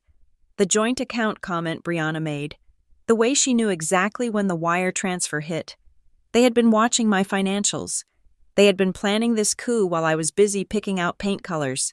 The filing office was a drab, beige building that smelled of floor wax and stale coffee. It was the kind of place designed to crush the human spirit. Filled with rows of plastic chairs and people holding tickets, waiting to renew licenses or pay fines. I did not take a number. I walked straight to the counter labeled Business Entity Filings. The clerk was a man in his 50s with graying hair and a name tag that read, David. He was typing slowly on a keyboard that looked older than me. He didn't look up when I approached the glass partition. I need to see the filing history for an LLC immediately, I said. My voice was hoarse. I hadn't spoken since the police left the night before. David finished typing a sentence, hit enter, and then slowly rotated his chair to face me. He looked over the rim of his reading glasses. "Good morning to you too," he said, his voice dry. "The public terminals are over there against the wall. You can search and print for 10 cents a page." "I do not need a public terminal," I said. I placed my heavy binder on the counter. "I need to speak to someone about a fraudulent filing. My company has been stolen." The word stolen got his attention. "In a room full of paperwork. Theft was the only interesting thing that could happen." David sighed and adjusted his glasses. "What is the entity name?" "Seaglass Haven, LLC. He typed it in. I watched his eyes scan the screen. I watched the reflection of the monitor in his glasses, trying to read the code backwards. "Seaglass Haven," he muttered. "Active. Good standing. Annual report not due until next year. What is the problem?" "The problem," I said, leaning closer to the glass, "is that I am the owner, I am the founder, and I am the only person who should be listed as the manager. But last night, I checked the website, and it lists Diane Torres." David clicked a mouse button. "Well, according to this, an amendment of articles was filed yesterday, processed at 2:14 in the afternoon. Priority handling fee paid. 2:14. That was exactly when Brianna was on the highway. That was exactly when she called me to say she was 2 hours away. She wasn't just calling to annoy me. She was calling to distract me while the filing went through. She was keeping me on the phone so I wouldn't check my email for a notification. I did not file that," I said. "I did not authorize that." David looked at me. The boredom was leaving his face, replaced by the wary look of a bureaucrat who realizes he might be holding a crime scene. "You are Rosa Torres?" he asked. "Yes." I pulled my driver's license out of my pocket and pressed it against the glass. He looked at the ID. He looked at the screen. Then he clicked another button to open the document image. "Ms. Torres," he said slowly, "did you provide your digital signature authorization to a third-party service?" "No." "Did you grant power of attorney to Diane Torres?" "Absolutely not." He turned the monitor slightly so I could see it through the glass. "This was filed electronically," David said, pointing to the screen. "It was submitted through a third-party legal filing service. The IP address is logged here, and here is the signature page." I looked at the digital image. It was a PDF. At the bottom, there was a signature, Rosa Torres. It was the same looping and decorative script I had seen on the fake paper Brianna held up to the security camera. It was a forgery, but it was a high-quality one. It looked confident. It looked official. "That is not my signature," I said. "My signature looks like a seismograph. That looks like calligraphy." David nodded. He was beginning to believe me. "The filer paid the $50 expedited fee to have this processed immediately. Usually, that takes 24 hours, but the system auto-approved it because the credentials matched the previous filing." "What credentials?" "The employer identification number," David said, "and the original formation date. Whoever filed this had your tax ID number and the exact date and time you formed the company." My stomach dropped through the floor. My tax ID, my social security number. My mother had all of those. She had them from when she helped me file for financial aid in college. She had them from the time she did my taxes 3 years ago because she wanted to help. I had handed her the keys to my destruction years ago, and she had just kept them in her pocket, waiting for the right door to open. "There is something else," David said. He scrolled down the document. "Look at Article 4. I squinted at the screen. Article 4, mailing address of the Limited Liability Company. The address listed was not my new home address. It was not my P.O. box. It was 1402 Oakwood Drive, my parents' house. "They changed the mailing address," I whispered. David nodded. "That means any official correspondence from the state, any tax documents, and more importantly, any notices of lien or mortgage recording would go to that address. Not to you." The room spun. I gripped the counter to keep from falling. This wasn't just about crashing a beach house. This wasn't about a vacation. If they controlled the LLC and they controlled the mailing address, they controlled the asset. They could sell it, I said, my voice shaking. They could mortgage it. If they are listed as the manager, David said, his voice low and serious, they can sign for the company. They can walk into a bank and take out a line of credit against the property's equity. They can sign a deed transferring ownership, as far as the state is concerned. Diane Torres is the voice of Seaglass Haven. I understood the plan now. The 12 friends, the cameras, the invasion. It was all smoke. It was a stress test. Brianna wanted to get in physically. Yes, to shoot her content. But the real operation was happening in the background. They wanted the title. They knew I had paid cash. They knew there was $2.5 million of equity sitting in that house, unencumbered by a bank loan. It was a giant piggy bank, and they had just forged the hammer to break it open. I need to stop this, I said. I need to reverse it, right now. David shook his head. I cannot just hit undo. Ms. Torres, this is a filed legal instrument to remove a manager who is listed in the system. You usually need them to sign a resignation, or you need a court order.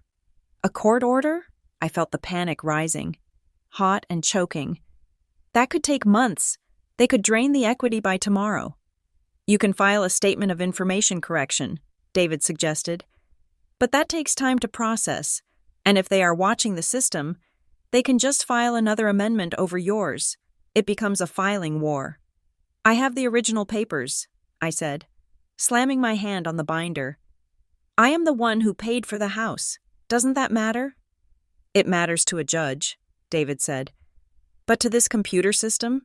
No. The computer only cares about the last person who paid the filing fee and had the password. He looked at me with genuine sympathy. Ms. Torres, if this was filed yesterday, and they have the mailing address, they might already be moving to step 2. Do you have a mortgage? No, I paid cash. David winced. Then you need a lawyer, not a business lawyer. You need a litigator, and you need to file an injunction. Today, he typed something quickly and hit print. The laser printer behind him whirred to life. I am giving you a certified copy of this fraudulent filing, he said, and I am flagging the file internally with a dispute pending note. It won't stop them legally, but it might make a bank officer hesitate if they run a deep check.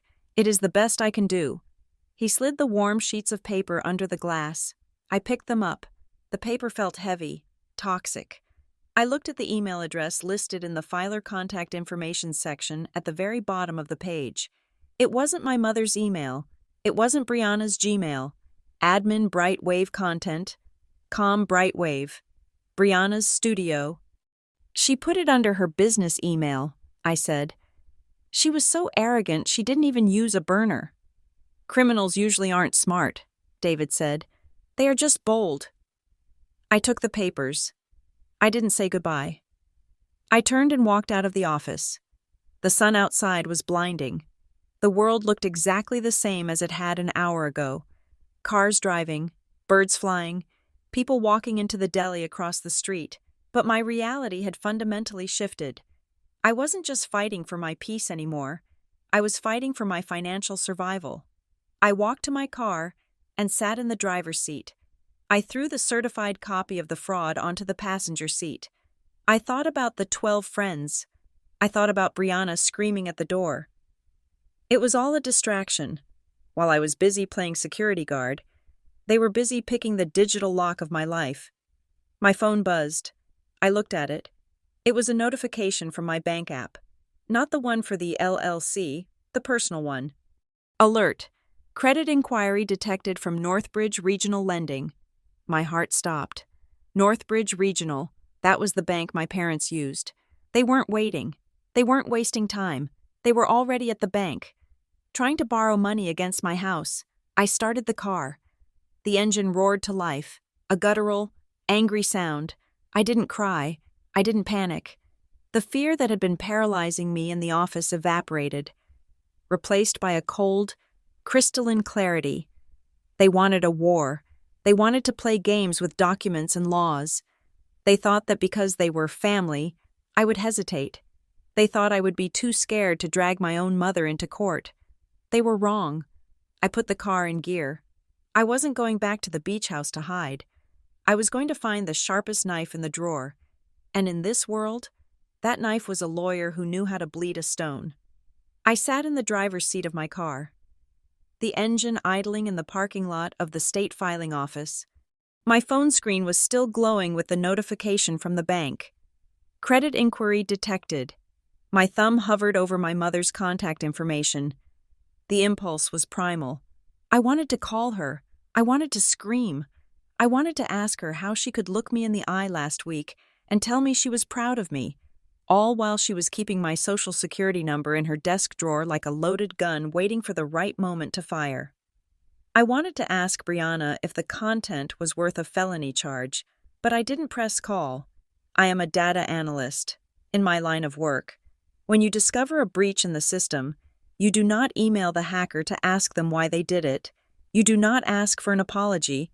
You isolate the node. You patch the vulnerability. You lock the system down. Calling my mother would be an emotional reaction. It would give her exactly what she wanted.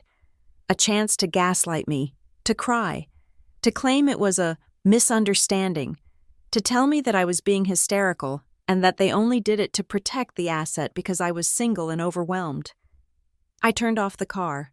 I took a deep breath, inhaling the smell of recycled air conditioning and leather. I was not going to be a daughter today. I was going to be a plaintiff. I scrolled past Mom and Dad and Brianna. I found the number for Marcus Henderson, the transaction attorney who had handled the closing of the beach house just 24 hours ago. He picked up on the second ring. "Rosa?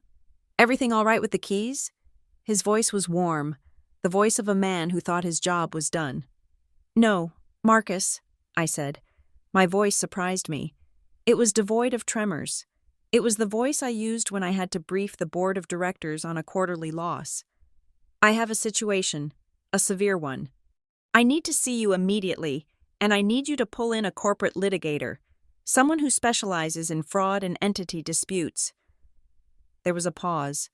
The warmth vanished from his tone, replaced by professional alertness. "Where are you?" "I am outside the Secretary of State's office. I have a certified copy of a fraudulent amendment of articles filed yesterday that removes me as manager of Seaglass Haven LLC and installs my mother, and I just got a ping that someone is trying to run credit against the asset." "Get here," Marcus said. "I'll clear my 2 o'clock. I'm pulling in Sarah Vance. She's a shark with corporate identity theft.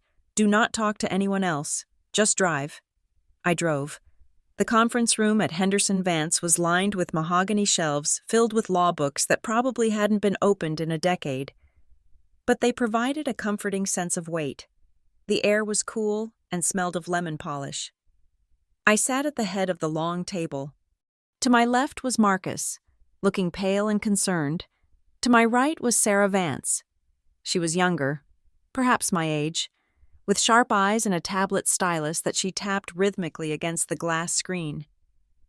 I had laid everything out on the table, the binder of HOA rules, the certified fraud document from the filing office, the printed screenshots of Brianna's text messages, the USB drive containing the video footage from the doorbell camera. Sarah looked at the fraudulent amendment. She ran her finger over the digital signature. "This is aggressive," she said. She didn't sound shocked. She sounded like a mechanic looking at a blown engine. "They didn't just try to gain access to the house. They tried to hijack the vehicle." "They are trying to borrow against it," I said. "I got a credit inquiry from Northbridge Regional. That is their local bank." Marcus took off his glasses and rubbed the bridge of his nose. "If they are listed as the manager on the state registry, they have apparent authority. That means if they walk into a bank and sign a loan document, the bank might honor it. If they sign a contract for $100,000 in renovations, the contractor can put a lien on your house if it isn't paid. They can create debt that attaches to the LLC, and by extension, the property." "Can't we just tell the state it's fake?" I asked. Sarah shook her head. "The state is a filing cabinet. Rosa, they don't adjudicate truth. They just stamp papers. To reverse this, we need a judge. We need a court order declaring the filing void ab initio, invalid from the start. How long? I asked. Normally? Weeks, maybe months, Sarah said. She looked at me, assessing my stamina. But we aren't going to do normally. We are going to do emergency. She turned the tablet around and started sketching a diagram. We are going to play 3 moves, Sarah said. And we are going to play them all before 5 o'clock today. I leaned in. Tell me. Move 1, she said, drawing a circle. We file an emergency ex parte motion for a temporary restraining order and a preliminary injunction. We are asking a judge to freeze the LLC's status immediately. We are asking for an order that specifically prohibits Diane Torres, Brianna Torres, or any of their agents from representing the company, signing any documents, or entering the property. Will a judge grant that so fast? With this, Sarah pointed to the screenshot of Brianna holding the fake papers and the police report number I had provided. Yes, we have evidence of criminal trespass and forgery. We argue irreparable harm, meaning if they mortgage the house, you can't easily undo that damage. Judges hate fraud. They hate it more than they hate paperwork. Move 2, she continued, drawing a second circle. We send a litigation hold letter to the third-party filing service, the company they used to submit the fake amendment. We demand they preserve every byte of data, the IP address, the credit card used to pay the fee, the browser fingerprint. We will subpoena that. It will link the fraud directly to Brianna's computer or phone. It was her work email, I added. Brightwave content? Sarah's eyebrows went up. She used a commercial domain? Oh, that is a gift. That drags her business into this. We can argue she used her business resources to commit the fraud. And move 3? I asked. The title company, Marcus interjected. I'm calling the underwriter right now. We are going to place a cloud on title alert. Basically, we are putting a red flag on your property record. If any bank tries to run a title search to give your mother a loan, the search will come back with a giant warning label that says, ownership disputed, fraud alert. No bank will lend a dime against a property with a clouded title. It was a checklist. It was a system. For the first time in 24 hours. I felt my heart rate slow down. I wasn't fighting a hydra of emotional manipulation anymore. I was fighting a legal case, and in a legal case, facts mattered more than feelings. Do it, I said. Whatever the retainer is, do it. Sarah nodded and started typing furiously on her laptop. I am drafting the affidavit now. I need you to narrate the timeline to me again. Be precise. Times, dates, specific words. I closed my eyes and replayed the tape. Yesterday, 10 a.m., I closed on the house, 10:45. Brianna calls. She says she is 2 hours away, 2:14 p.m. That is the timestamp on the fraud filing. 4 p.m. They arrive. Brianna claims she has papers. Officer Miller verifies the document looks suspicious. 5:30 p.m. The sheriff arrives. Brianna flees. Did she say anything when she left? Sarah asked, her fingers flying across the keys. She texted me, I said. I pulled up the screenshot. She said, check the company records tomorrow. I told you I had papers. Perfect, Sarah said, a grim smile touching her lips. That is admission of knowledge. She knew the records would change. That links her to the crime. We worked for 2 hours. The room filled with the sound of printing and the sharp beep of the fax machine. Marcus was on the phone with the title insurance company, barking orders in a tone I had never heard him use. I don't care if it's irregular. Bob, my client has a forged instrument recorded against her deed. Flag it. If a loan goes through, I'm suing your underwriter for negligence. Yes, thank you. At 3:30, Sarah stood up. She had a stack of documents in her hand, thick and heavy. I am going to the courthouse, she said. I know Judge Holloway. He is on the emergency rotation this week. He is a stickler for property rights. I will get the TRO signed. She paused at the door and looked back at me. Her expression softened. Just a fraction. Rosa, she said, from this moment on, You are in litigation. That means the rules of engagement have changed. What do you mean? I mean strict radio silence, she said. Do not answer their calls. Do not answer their texts. Do not listen to their voicemails. If you pick up the phone and scream at your mother, they can claim you are unstable. They can claim you verbally authorized them to act, and now you are changing your mind. Do not give them a single syllable. They will call, I said. They will call everyone, my aunts, my cousins. Let them, Sarah said. You are a black box. Anything they say goes to voicemail. You save it, you forward it to me, and you delete it from your mind. Can you do that? I thought about the years of guilt trips. I thought about the way my mother could make a simple hello sound like an accusation. Yes, I said. Good. I will call you when the order is signed. She left. I sat in the conference room alone with Marcus. He slid a piece of paper across the table. It was a bill for the retainer. It was $10,000. I wrote the check without hesitating. It was the price of freedom. There is one more thing, Marcus said gently. You need to secure your personal perimeter. If they had your social security number to file that amendment, they might have access to other things. He was right. I spent the next hour in the lawyer's office, not doing legal work, but doing digital triage. I opened my laptop. I went to my primary email account, the one I had used since college. The password was a variation of my childhood pet's name. Brianna knew it. My mother knew it. I changed it to a random string of 30 characters generated by a security app. I enabled two-factor authentication, linking it not to my phone number, which they could spoof or intercept, but to an authenticator app on my device. Then I went to the bank, not the LLC bank, but my personal checking. I changed the password. I set up verbal passwords for phone support. Bluebird, a word that had no connection to my life. I went to the 3 credit bureaus, Equifax, Experian, TransUnion. I placed a total freeze on my credit report. No one could open a credit card, a loan, or a utility account in my name without a specific PIN that only I possessed. It felt like I was erasing myself. I was systematically destroying the digital version of Rosa Torres that my family knew. The Rosa who shared passwords. The Rosa who was an open book. That Rosa was dead. The new Rosa was encrypted. My phone started buzzing. I looked at the screen. Mom, then Dad, then Brianna, then Aunt Carla. They were realizing that the credit inquiry had been blocked. Or maybe Sarah had already served the notice to the filing company, and the email alert had hit Brianna's inbox. The phone vibrated across the mahogany table like an angry insect. I didn't touch it. I watched the names appear and disappear. Mom, Mom, Mom. I felt a phantom pressure in my chest, the conditioned reflex to answer, to soothe, to fix. She's calling so many times. It must be an emergency. No, I told myself.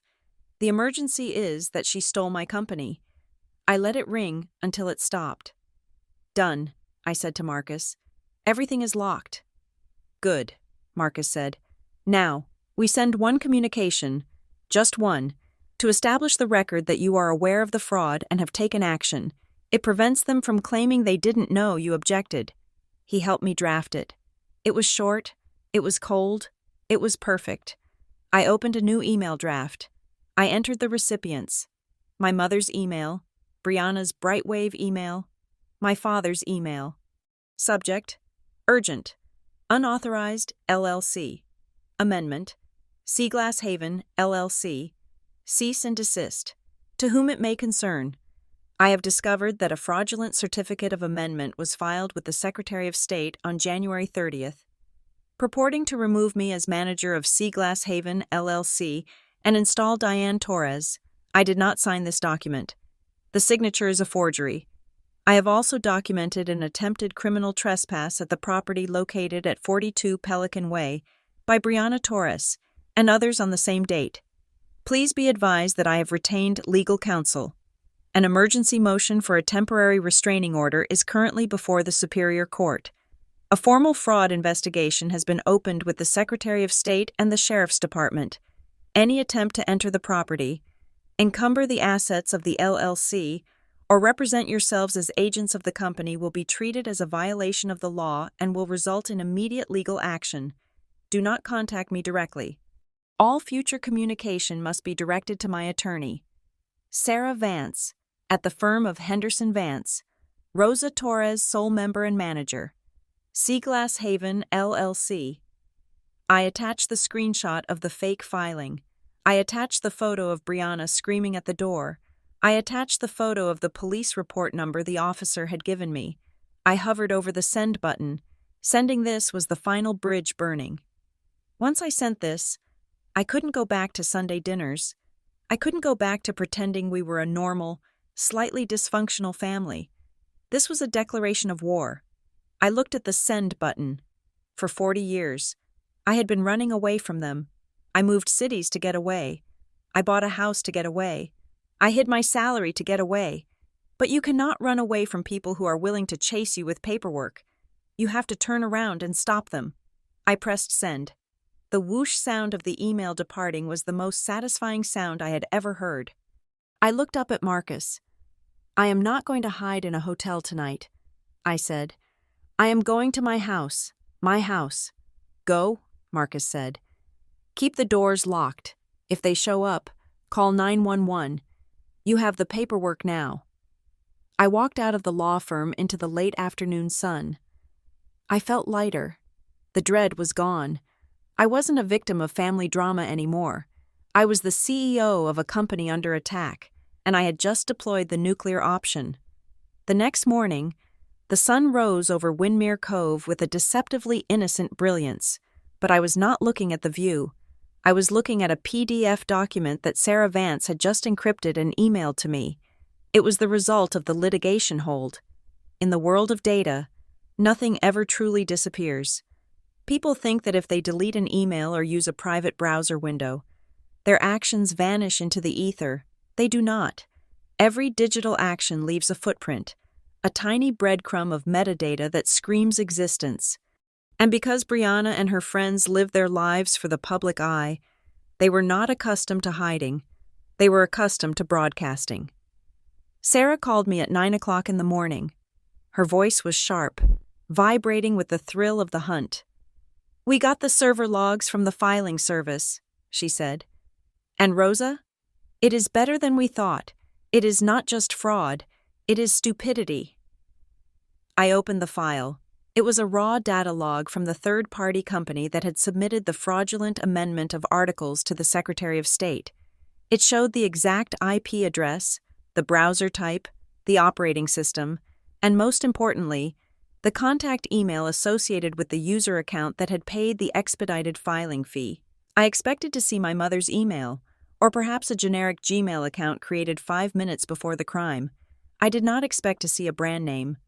User email, admin@brightwavecontent.com. I stared at the screen. Brightwave Content House. That was Brianna's studio. It was the LLC she had formed 2 years ago to manage her influencer contracts. She was so obsessed with her own branding, so desperate to look professional, that she had used her corporate domain to commit a felony. She had literally stamped her business logo on the crime scene. She used her work email, I said, the realization settling in like a heavy stone. She didn't even try to hide it. It gets worse, Sarah said. Look at the timestamp. I scrolled down to the line marked Submission Received. Time, 1400 hours and 14 minutes, 2:14 in the afternoon. I looked at my own call log history, which I had cross-referenced the night before. Yesterday, at exactly 2:14 in the afternoon, my phone had rung. It was Brianna. That was the call where she told me she was 2 hours away and demanded I get the house ready. The timing was not a coincidence. It was a synchronization. She called me at the exact second she hit submit, I whispered. Exactly, Sarah said. She wasn't calling to give you a heads up. She was calling to distract you. She wanted you on the line, arguing about towels and tequila, so you wouldn't be checking your email notifications for a state filing alert. It was a diversion tactic. This changed everything. Until this moment, a tiny, foolish part of me had wondered if this was just an impulsive act of rage. if they had arrived, found the door locked, and then decided to file the papers in a panic. But the data proved otherwise. They had filed the papers 2 hours before they arrived. They had stolen the house before they even turned onto the highway exit. The entire visit was a sham. They never intended to be guests. They intended to walk in as owners and kick me out. There is one more variable, Sarah continued. The filing service processed this instantly, usually, even with an expedited fee. There is a human review process that takes an hour or two, but this went through in 4 minutes. We looked into the user account history. And? The account used to file this wasn't a new account, Sarah said. It belongs to an employee of the filing service, someone with administrative privileges who can bypass the queue. I frowned. Brianna doesn't know anyone who works in corporate compliance. Her friends are all... I stopped. I remembered the list of names Brianna had rattled off. I remembered the people standing in my driveway. Kelsey. Kelsey was Brianna's best friend from college, but unlike Brianna, who had pursued fame, Kelsey had gone into paralegal work. I recalled Brianna making fun of her once for having a boring desk job at a paperwork factory. Kelsey, I said. One of the girls in the van. Her name is Kelsey. We just ran a LinkedIn cross-check, Sarah said. Kelsey Miller. She is a senior account specialist at Rapid File Solutions, the same company that submitted the amendment. The puzzle pieces clicked together with a terrifying precision. This wasn't just my sister being crazy. This was a conspiracy. Brianna had the motive. My mother provided the social security number and the personal data. And Kelsey provided the technical execution to push the fraud through the state system before I could notice. They used a professional, I said. That is why the document looked so real. That is why Officer Miller hesitated. It is racketeering, Sarah said. It is a coordinated effort by multiple parties to defraud you of an asset. Rosa, we are going to name Kelsey in the lawsuit. She's going to lose her job, and she is likely going to face charges. Are you prepared for that? I looked at the ocean outside my window. I thought about Kelsey. I remembered her eating dinner at our house when we were kids. I remembered her smiling at me in the driveway yesterday while she adjusted a ring light, knowing full well she had just helped steal my company. Do it, I said. We had the metadata, we had the timeline, but the human element is always where the cracks appear. An hour later, my phone buzzed with a notification from Instagram. I had set my profile to private years ago, but I still had a message request folder. Usually, it was spam or bots. Today, it was a name I recognized. Jasmine_vibes. Jasmine. Another one of the 12. She was the girl I had seen in the driveway holding the wardrobe rack. The one who looked the most uncomfortable when Officer Miller started reading the riot act. I opened the message. Rosa, please don't block me. I am so sorry. I didn't know. I didn't reply. I just watched the screen. 3 dots appeared. She was typing. I swear I didn't know they forged anything. Brianna just told us you guys had a deal and you were being difficult about the dates. I would never have come if I knew the cops were going to be involved. I have a nursing license. I can't have a record. Fear. It is a powerful motivator. The police presence yesterday had shaken them. They were realizing that Brianna's content house was actually a crime scene, and they were accessories. Please tell your lawyer I wasn't part of the paperwork. The message continued.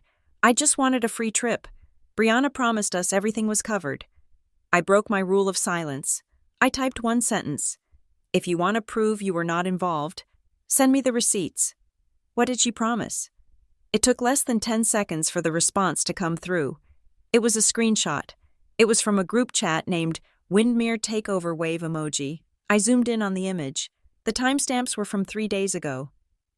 Brianna. Okay, guys. Change of plans. Rosa is being a bitch about the dates. But don't worry. Mom is handling the legal side.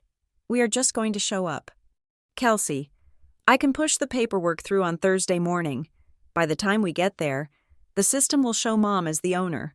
Rosa won't be able to call the cops because technically she won't be the boss anymore. Brianna. Exactly.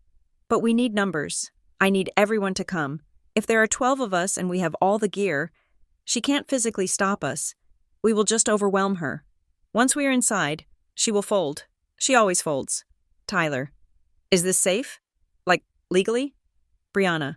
Totally. It is a family dispute. Cops hate that stuff. They won't touch it. And listen, once we get in, the house is ours for the month. Free rent, ocean view. We can shoot the entire summer catalog. Just bring the energy. We need to scare her a little. Kelsey. Plus, if she tries to sue, it takes months. By then we will be done. I read the texts again and again. She always folds. We need to scare her a little. Mom is handling the legal side. This wasn't a misunderstanding, it was a heist plan. They had discussed it. They had strategized. They had explicitly discussed the legal loopholes and how to exploit them. They had weaponized my own personality, my history of folding, against me. They banked on me being weak. They banked on me being the Rosa who sat on the washing machine to do homework while they took over the kitchen. They banked on me being too afraid of family drama to call the police, but they forgot that data does not have feelings. I took screenshots of the conversation. I exported the entire chat history Jasmine sent me. Then I forwarded it to Sarah Vance. I added a note. Here is the conspiracy, in writing. I put the phone down. I walked to the kitchen and poured myself a glass of tap water. I stood in the center of the room, surrounded by the silence I had paid $2.5 million for years. My family had told a specific story about me. They told people I was cold. They told people I was selfish. They told people I was difficult because I didn't want to loan them money or let them use my car. They had controlled the narrative because they were louder than me. Brianna had a platform. I had a spreadsheet. But now, I had something they hated. I had the raw data. They couldn't spin this. They couldn't cry their way out of a timestamp. They couldn't gaslight a server log. I wasn't hurt anymore. The pain had evaporated, replaced by the clean, cold satisfaction of absolute clarity. My sister wasn't visiting. She was invading. My mother wasn't helping. She was stealing. My friend wasn't a paralegal. She was a co-conspirator. I went back to my laptop. I opened a new folder on my desktop. I named it The Truth. I dragged the email logs into it. I dragged the group chat screenshots into it. I dragged the video of Brianna screaming at the door into it. I looked at the folder. It was small, just a few megabytes of data, but it was enough to bury them. I picked up my phone and sent a final message to Jasmine. Thank you. You did the right thing. I am forwarding this to the authorities. If you are truly not involved, you will not be named in the primary suit, but tell your friends. The ship is sinking. Get off. I didn't wait for her reply. I blocked her. Then I called Sarah. I sent you the chat logs, I said when she answered. I see them, Sarah said. Her voice was quiet, respectful. Rosa, this is a smoking gun. This proves malice. It proves premeditation. We can go for punitive damages now. We can go for attorney fees. I do not care about the fees, I said. I want the injunction, and I want them to know that I know. The judge is reviewing the emergency motion in an hour, Sarah said. With this new evidence, it is a slam dunk. We are going to get the order, and once we serve it to them, it is over. It is not over, I said, looking at the ocean. It is just beginning. But this time, I am the one writing the story. I hung up. I walked to the front door and checked the lock again. It was solid. The camera was recording. The system was armed. I was ready. Let them try to spin this. I had the one thing that destroys every liar eventually. I had the receipts. The legal system is often criticized for being slow, a grinding machine of bureaucracy that takes years to chew through a dispute. But I learned something important that afternoon. The law only moves slowly when it is dealing with feelings, when it is dealing with money, and specifically with the fraudulent transfer of commercial assets. It moves with the terrifying speed of a guillotine. At 3:00 in the afternoon, Sarah Vance walked out of the judge's chambers. She did not look tired. She looked like a hunter who had just bagged a prize buck. She handed me a sheaf of papers. They were warm from the copier. Granted, she said. Ex parte. The judge didn't even blink. I looked at the top page. Superior Court of the State of California. Temporary restraining order and order to show cause. It was a beautiful document. It was not a request. It was a command. Signed by the Honorable Justice Halloway, backed by the full weight of the state penal code. Read the prohibitions, Sarah said, pointing to the middle section. I read them. The respondents, Diane Torres and Brianna Torres, are hereby restrained and enjoined from 1. Entering, occupying, or approaching within 500 yards of the property located at 42 Pelican Way. 2. Filing, recording, or attempting to record any documents regarding the ownership, management, or debt obligations of Seaglass Haven LLC. 3. Representing themselves as agents, managers, or employees of Seaglass Haven LLC to any financial institution, vendor, or third party. 4. Disposing of, deleting, or altering any electronic records, emails, or text messages related to the formation or management of said entity. It was a cage. We had built a steel cage around them in less than 6 hours. The sheriff's deputies are serving them right now, Sarah said, checking her watch. They are serving your mother at her house, and they are serving Brianna at her studio. I felt a phantom vibration in my pocket. I knew what was happening. I knew the exact moment the deputy knocked on my mother's door. I could imagine the shock, the indignation, the sudden realization that family business was now state business. What happens next? I asked. Now we weaponize it, Sarah said. She pulled out a second document. This one wasn't for the court. It was for the audience. I am sending a formal notice of litigation and preservation of evidence to Brightwave Content House, she said. Since Brianna used her business email to commit the fraud, her entire company is now part of the discovery process. We are demanding she freeze her servers. If she deletes a single email, she goes to jail for spoliation of evidence. I looked at the letter. It was addressed to Brianna Torres, CEO, Brightwave Content House. CEO, I said, a dry laugh escaping my throat. She loves that title. She won't love it today, Sarah replied. Because today, being the CEO means she is personally liable for the corporate crimes she committed on company time. I left the law firm and drove straight back to Windmere Cove. The sun was beginning to set, painting the sky in bruises of purple and orange. When I pulled up to the security gate, I didn't just wave at the guard. I stopped the car. I handed the guard a copy of the court order. Update for the file, I said. The guard took it. He was a young guy, new to the shift, but he knew what a judge's signature looked like. This is a restraining order, he said, his eyebrows raising. Yes, against Brianna Torres and anyone accompanying her, if she shows up at this gate. Do not call me. Call the sheriff. It is a mandatory arrest violation. Understood, Ms. Torres, he said. He didn't look at me like I was a difficult resident anymore. He looked at me with respect. I wasn't just the lady with the strict rules. I was the lady with the court order. I drove through the gates. I called Darla at the management office. I just emailed you a PDF, I said. It is a temporary restraining order issued by the Superior Court, barring my family from the community. I see it, Darla said. Her voice was practically singing. There is nothing a community manager loves more than a resident who handles their own dirty work with legal precision. This is excellent. This overrides the standard guest policy. If they try to tailgate in, we can prosecute them for contempt of court, not just trespassing. I will flag their license plates in the automated system right now. Thank you, Darla. No, thank you, Ms. Torres. You have no idea how hard it is to get residents to actually enforce boundaries. Usually, they just complain and then let the crazy cousins sleep on the couch anyway. You are efficient. I hung up. I pulled into my driveway. The house stood silent and white against the darkening sky. The ring light was gone. The van was gone. The noise was gone. But the digital world was screaming.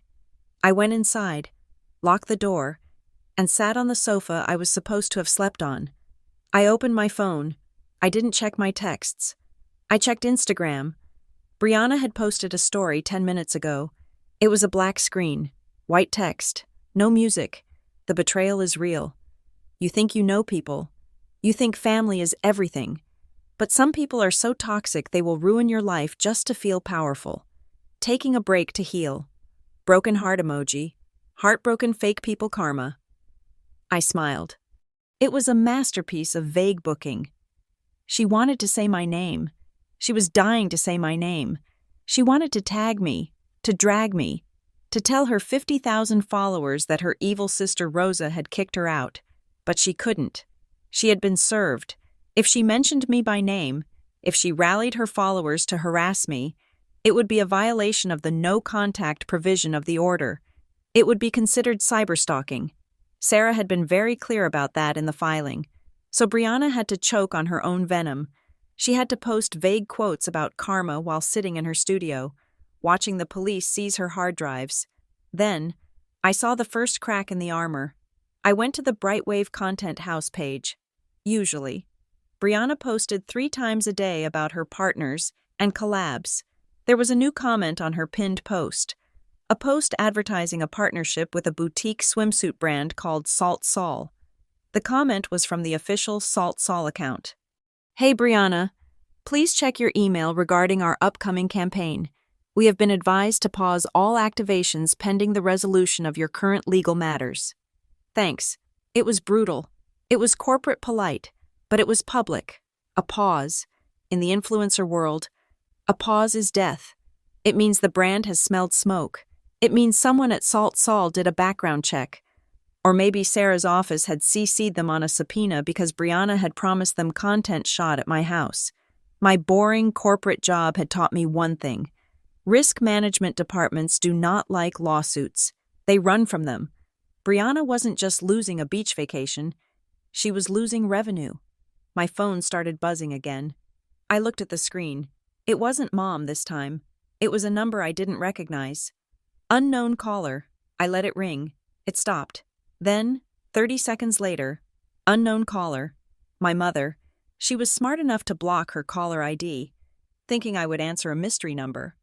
She didn't understand that I didn't answer any numbers anymore. The voicemail notification popped up. I didn't listen to it.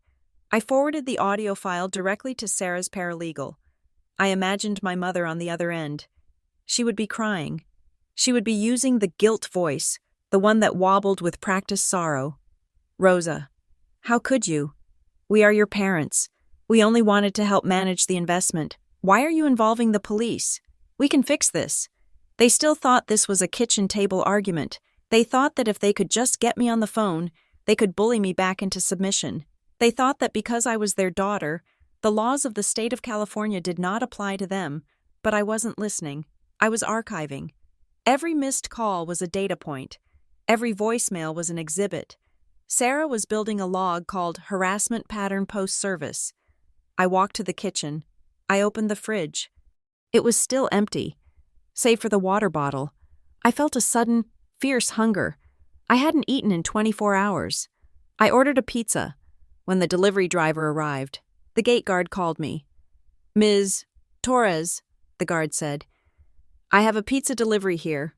Driver name is Kevin. Vehicle license plate matches the app. Do you authorize entry? Yes, I said. Thank you. By the way, the guard added, his voice lowering. A white coupe just tried to turn in behind him, plate ending in 792. Brianna, what did you do? I asked. I told her the police are on their way, and she has 30 seconds to U-turn, the guard said with immense satisfaction. She peeled out. She is gone. Good work. I ate the pizza on the floor of the living room, watching the moon rise over the water. It was the best pizza I'd ever tasted. It tasted like autonomy. I thought about the 12 friends. I wondered where they were, probably scattering like roaches when the lights turn on. Jasmine had already flipped. The others would follow. Without the promise of a free luxury house, their loyalty to Brianna was worth exactly 0. The ring light was dark. The cameras were off. Brianna had spent her whole life curating a version of reality where she was the main character and everyone else was a prop. She edited out the bad angles. She filtered the lighting. She controlled the narrative. But you cannot put a filter on a court summons. You cannot edit a restraining order. I stood up and walked to the window. I looked at the reflection of the room in the dark glass. I saw myself. I looked tired. My hair was messy. I was wearing wrinkled clothes. But I looked solid. For 40 years, I had been soft. I had been the pillow they punched, the rug they walked on. I had absorbed their chaos because I thought that was what love required. I thought that keeping the peace meant sacrificing my own. I touched the cold glass. "No more," I whispered. Tomorrow was the hearing. They would be there. They would bring their tears. They would bring their stories.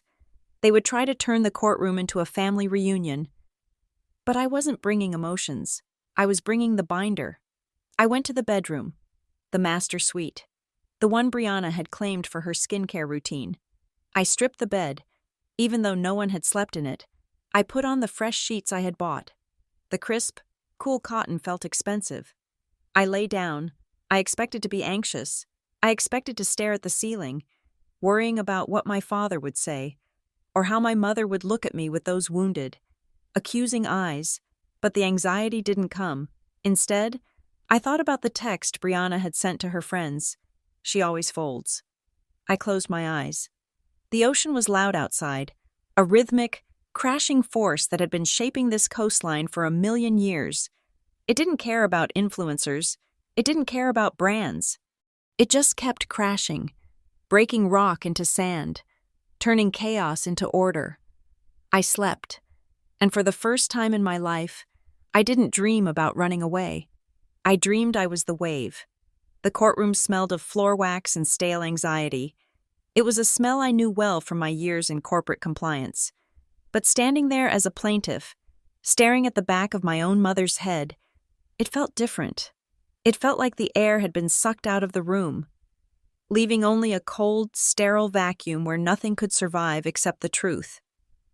My parents and Brianna were sitting at the respondent's table. They had dressed for the occasion. Brianna was not wearing her linen jumpsuit or her oversized sunglasses. She was wearing a modest navy blue dress and a cardigan. Her hair pulled back in a low bun. She looked small. She looked innocent. She looked like a girl who volunteered at the library on weekends.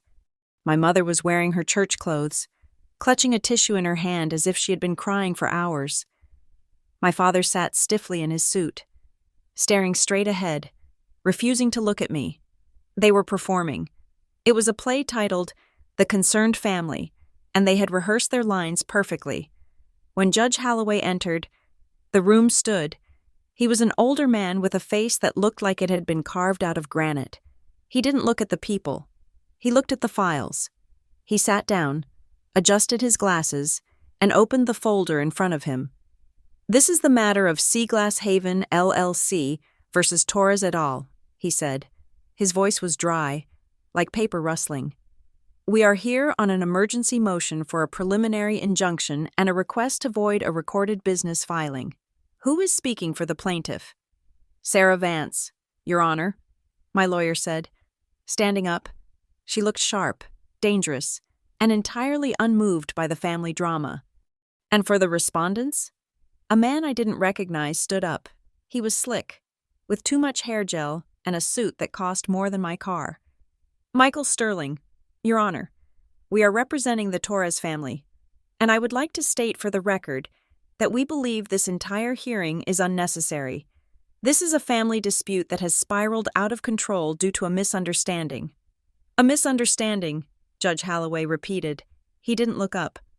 "Yes, Your Honor," Sterling continued, his voice dripping with reasonable concern. "My clients, Diane and Robert Torres, have only ever acted in the best interest of their daughter, Rosa. They were under the impression that Rosa was suffering from a mental health episode when she purchased this property impulsively. The filing of the amendment was simply a protective measure to ensure the asset was not squandered until Rosa could stabilize. They were trying to help." I felt a surge of bile rise in my throat. There it was. The narrative: Rosa is crazy. Rosa can't handle money. Rosa needs us to take control. It was the same lie they had told when I wanted to go to grad school. It was the same lie they told when I moved out. They framed their control as care, and their theft as protection. My mother dabbed her eyes with the tissue. She let out a small, audible sob. It was perfect timing.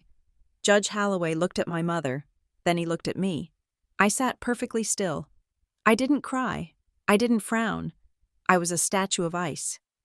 "Mr. Sterling," the judge said, "you are arguing that your client forged a signature and hijacked a legal entity because they were helpful? We dispute the term forgery. Your Honor," Sterling said quickly, "there was an implied power of attorney based on years of familial precedent. Mrs. Torres has handled Rosa's finances before." "Ms. Vance?" The judge turned to Sarah. Sarah walked to the podium. She didn't bring a tissue. She brought the binder. "Your Honor," Sarah said, her voice clear and cutting, "the defense is trying to paint a picture of a concerned family intervention. The evidence, however, paints a picture of a coordinated hostile takeover. We are not dealing with implied permissions. We are dealing with timestamps, IP addresses, and digital confessions." "Proceed," the judge said. "Exhibit A," Sarah said, handing a document to the bailiff. "The timeline. On January 30th, at 10 o'clock in the morning, my client closed on the property with her own funds. At 2:14 in the afternoon, while my client was being distracted by a phone call from her sister, an electronic amendment was filed with the Secretary of State removing my client as manager. This filing was not made from my client's computer. It was not made with her consent." She paused, letting the silence stretch. "It was submitted by a user account associated with a third-party filing service. We have subpoenaed the logs from that service." "Exhibit B." She projected an image onto the screen in the courtroom. It was the server log I had seen the day before. The text was large and damning. "admin@brightwavecontent.com. ... Your Honor," Sarah said, pointing to the screen. "This filing was paid for and submitted using the corporate email address of Brianna Torres. Brightwave Content House is her business." Judge Holloway looked at the screen. Then he looked at Brianna. "Ms. Torres," the judge asked Brianna directly, "is this your email address?" Brianna froze. Her lawyer tried to stand up, but the judge held up a hand. "Sit down. Mr. Sterling, I am asking the respondent, Ms. Torres, do you own the domain brightwavecontent.com?" Brianna stood up slowly. Her hands were gripping the table so hard her knuckles were white. She looked at her lawyer, then at the judge. She was trapped. If she said no, she was lying to a judge about a publicly registered business domain that was linked to her social media accounts, her bank, and her taxes. It would be perjury. If she said yes, she was admitting that her email was the smoking gun. "Yes," Brianna whispered, "it is my business." "So," the judge said, leaning forward, "you used your business account to pay an expedited fee to remove your sister from her own company. 2 hours before you arrived at her house with 12 friends and a camera crew?" I was just helping Mom," Brianna stammered. The innocence was cracking. We thought Rosa needed help." "By filming her?" the judge asked. "We have the police report from Officer Miller. You arrived with a film crew. You set up lighting equipment. Is that standard procedure for a mental health intervention?" Brianna didn't answer. She looked down at her shoes. "Your Honor," Sarah interrupted, "if there is any doubt about the motive, I would like to introduce Exhibit C. This is a transcript of a group chat between Brianna Torres and her associates. Dated 3 days prior to the incident. This was it. The nuclear option." Sarah read the text messages out loud. She didn't add emotion. She read them with a flat, clinical precision that made them sound even more horrific. "Mom is handling the legal side. We are just going to show up. I can push the paperwork through. By the time we get there, the system will show Mom as the owner." And then, the line that made my father close his eyes in shame. "We need to scare her a little. Once we get in, she will fold. She always folds." The courtroom was deadly silent. The concerned family narrative hadn't just died. It had been incinerated. Sarah put the paper down. Your Honor, this was not protection. This was a heist. They planned it, they executed it, and they laughed about it. They leveraged my client's history of passivity, her tendency to fold, as a tactical advantage to steal a multi-million-dollar asset. Judge Holloway stared at the respondents. His face was hard. He looked at my mother, whose sobbing had abruptly stopped when the text messages were read. He looked at Brianna, who was now pale and trembling, not with sadness, but with the terrifying realization that she couldn't delete this moment. Mr. Sterling, the judge said to their lawyer, do you have a response to the text messages? Sterling stood up, but he looked defeated. He buttoned his jacket. Your Honor, clearly there are complex family dynamics at play here. Perhaps we could adjourn for mediation. No, the judge cut him off. The word cracked like a gavel. I have heard enough, Judge Holloway said. He didn't write anything down. He just looked at them. This court does not deal in family dynamics. It deals in fraud. And what has been presented here is a textbook definition of fraud, conspiracy, and malicious intent. He turned to the court reporter. For the record, the certificate of amendment filed on January 30th regarding Seaglass Haven, LLC, is hereby declared void ab initio. It is a fraudulent instrument. The Secretary of State is ordered to strike it from the record immediately and restore Rosa Torres as the sole manager and member. He wasn't done. I am granting the permanent injunction. Brianna Torres, Diane Torres, Robert Torres, you are barred from contacting the plaintiff. You are barred from coming within 500 yards of her property. You are barred from acting as agents for her company. If you violate this order, you will go to jail. Do you understand? Yes, my father whispered. My mother just nodded, staring at the table. And finally, the judge said, his eyes locking onto Brianna, Ms. Torres, you admitted to using your business resources to facilitate a fraudulent state filing. You admitted to the domain. The text messages indicate a conspiracy to commit identity theft and forgery. I am referring this file to the district attorney's office for a criminal investigation. Brianna gasped. Criminal? But it is family. It is a felony, the judge said. Court is adjourned. The gavel banged. It was the loudest sound I had ever heard. I stood up.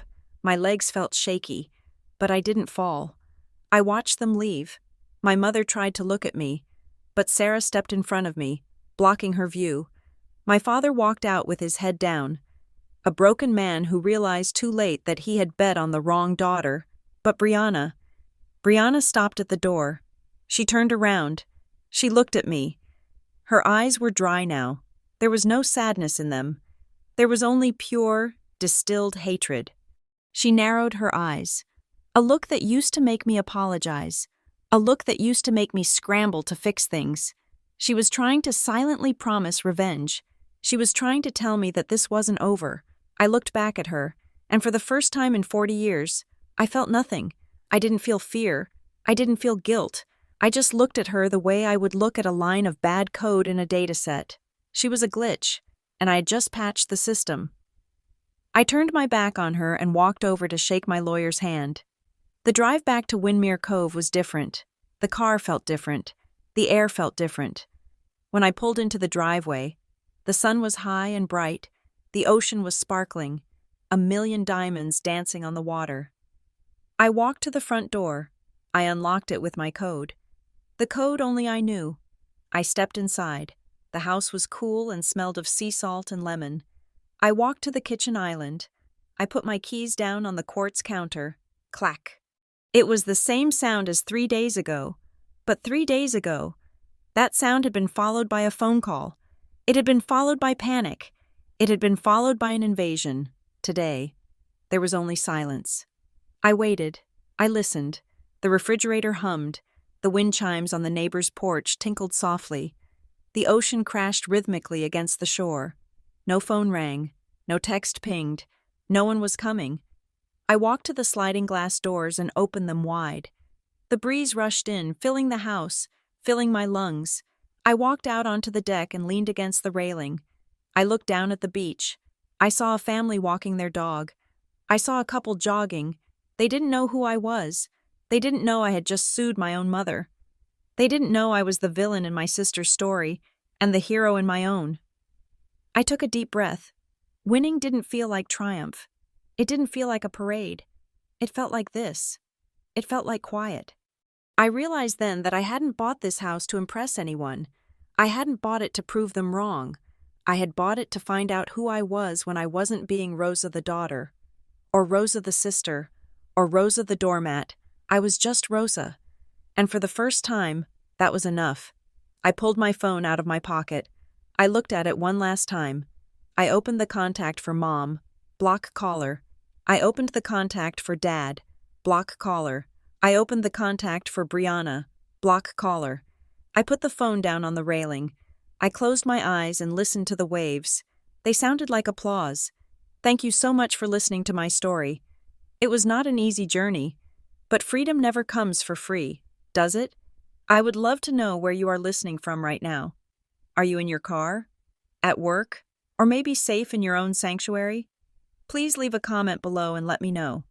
And if you enjoyed seeing justice served, please hit that like button, subscribe to the Jane Revenge Stories channel, and smash the hype button to help this story reach more people who might need the courage to draw their own lines.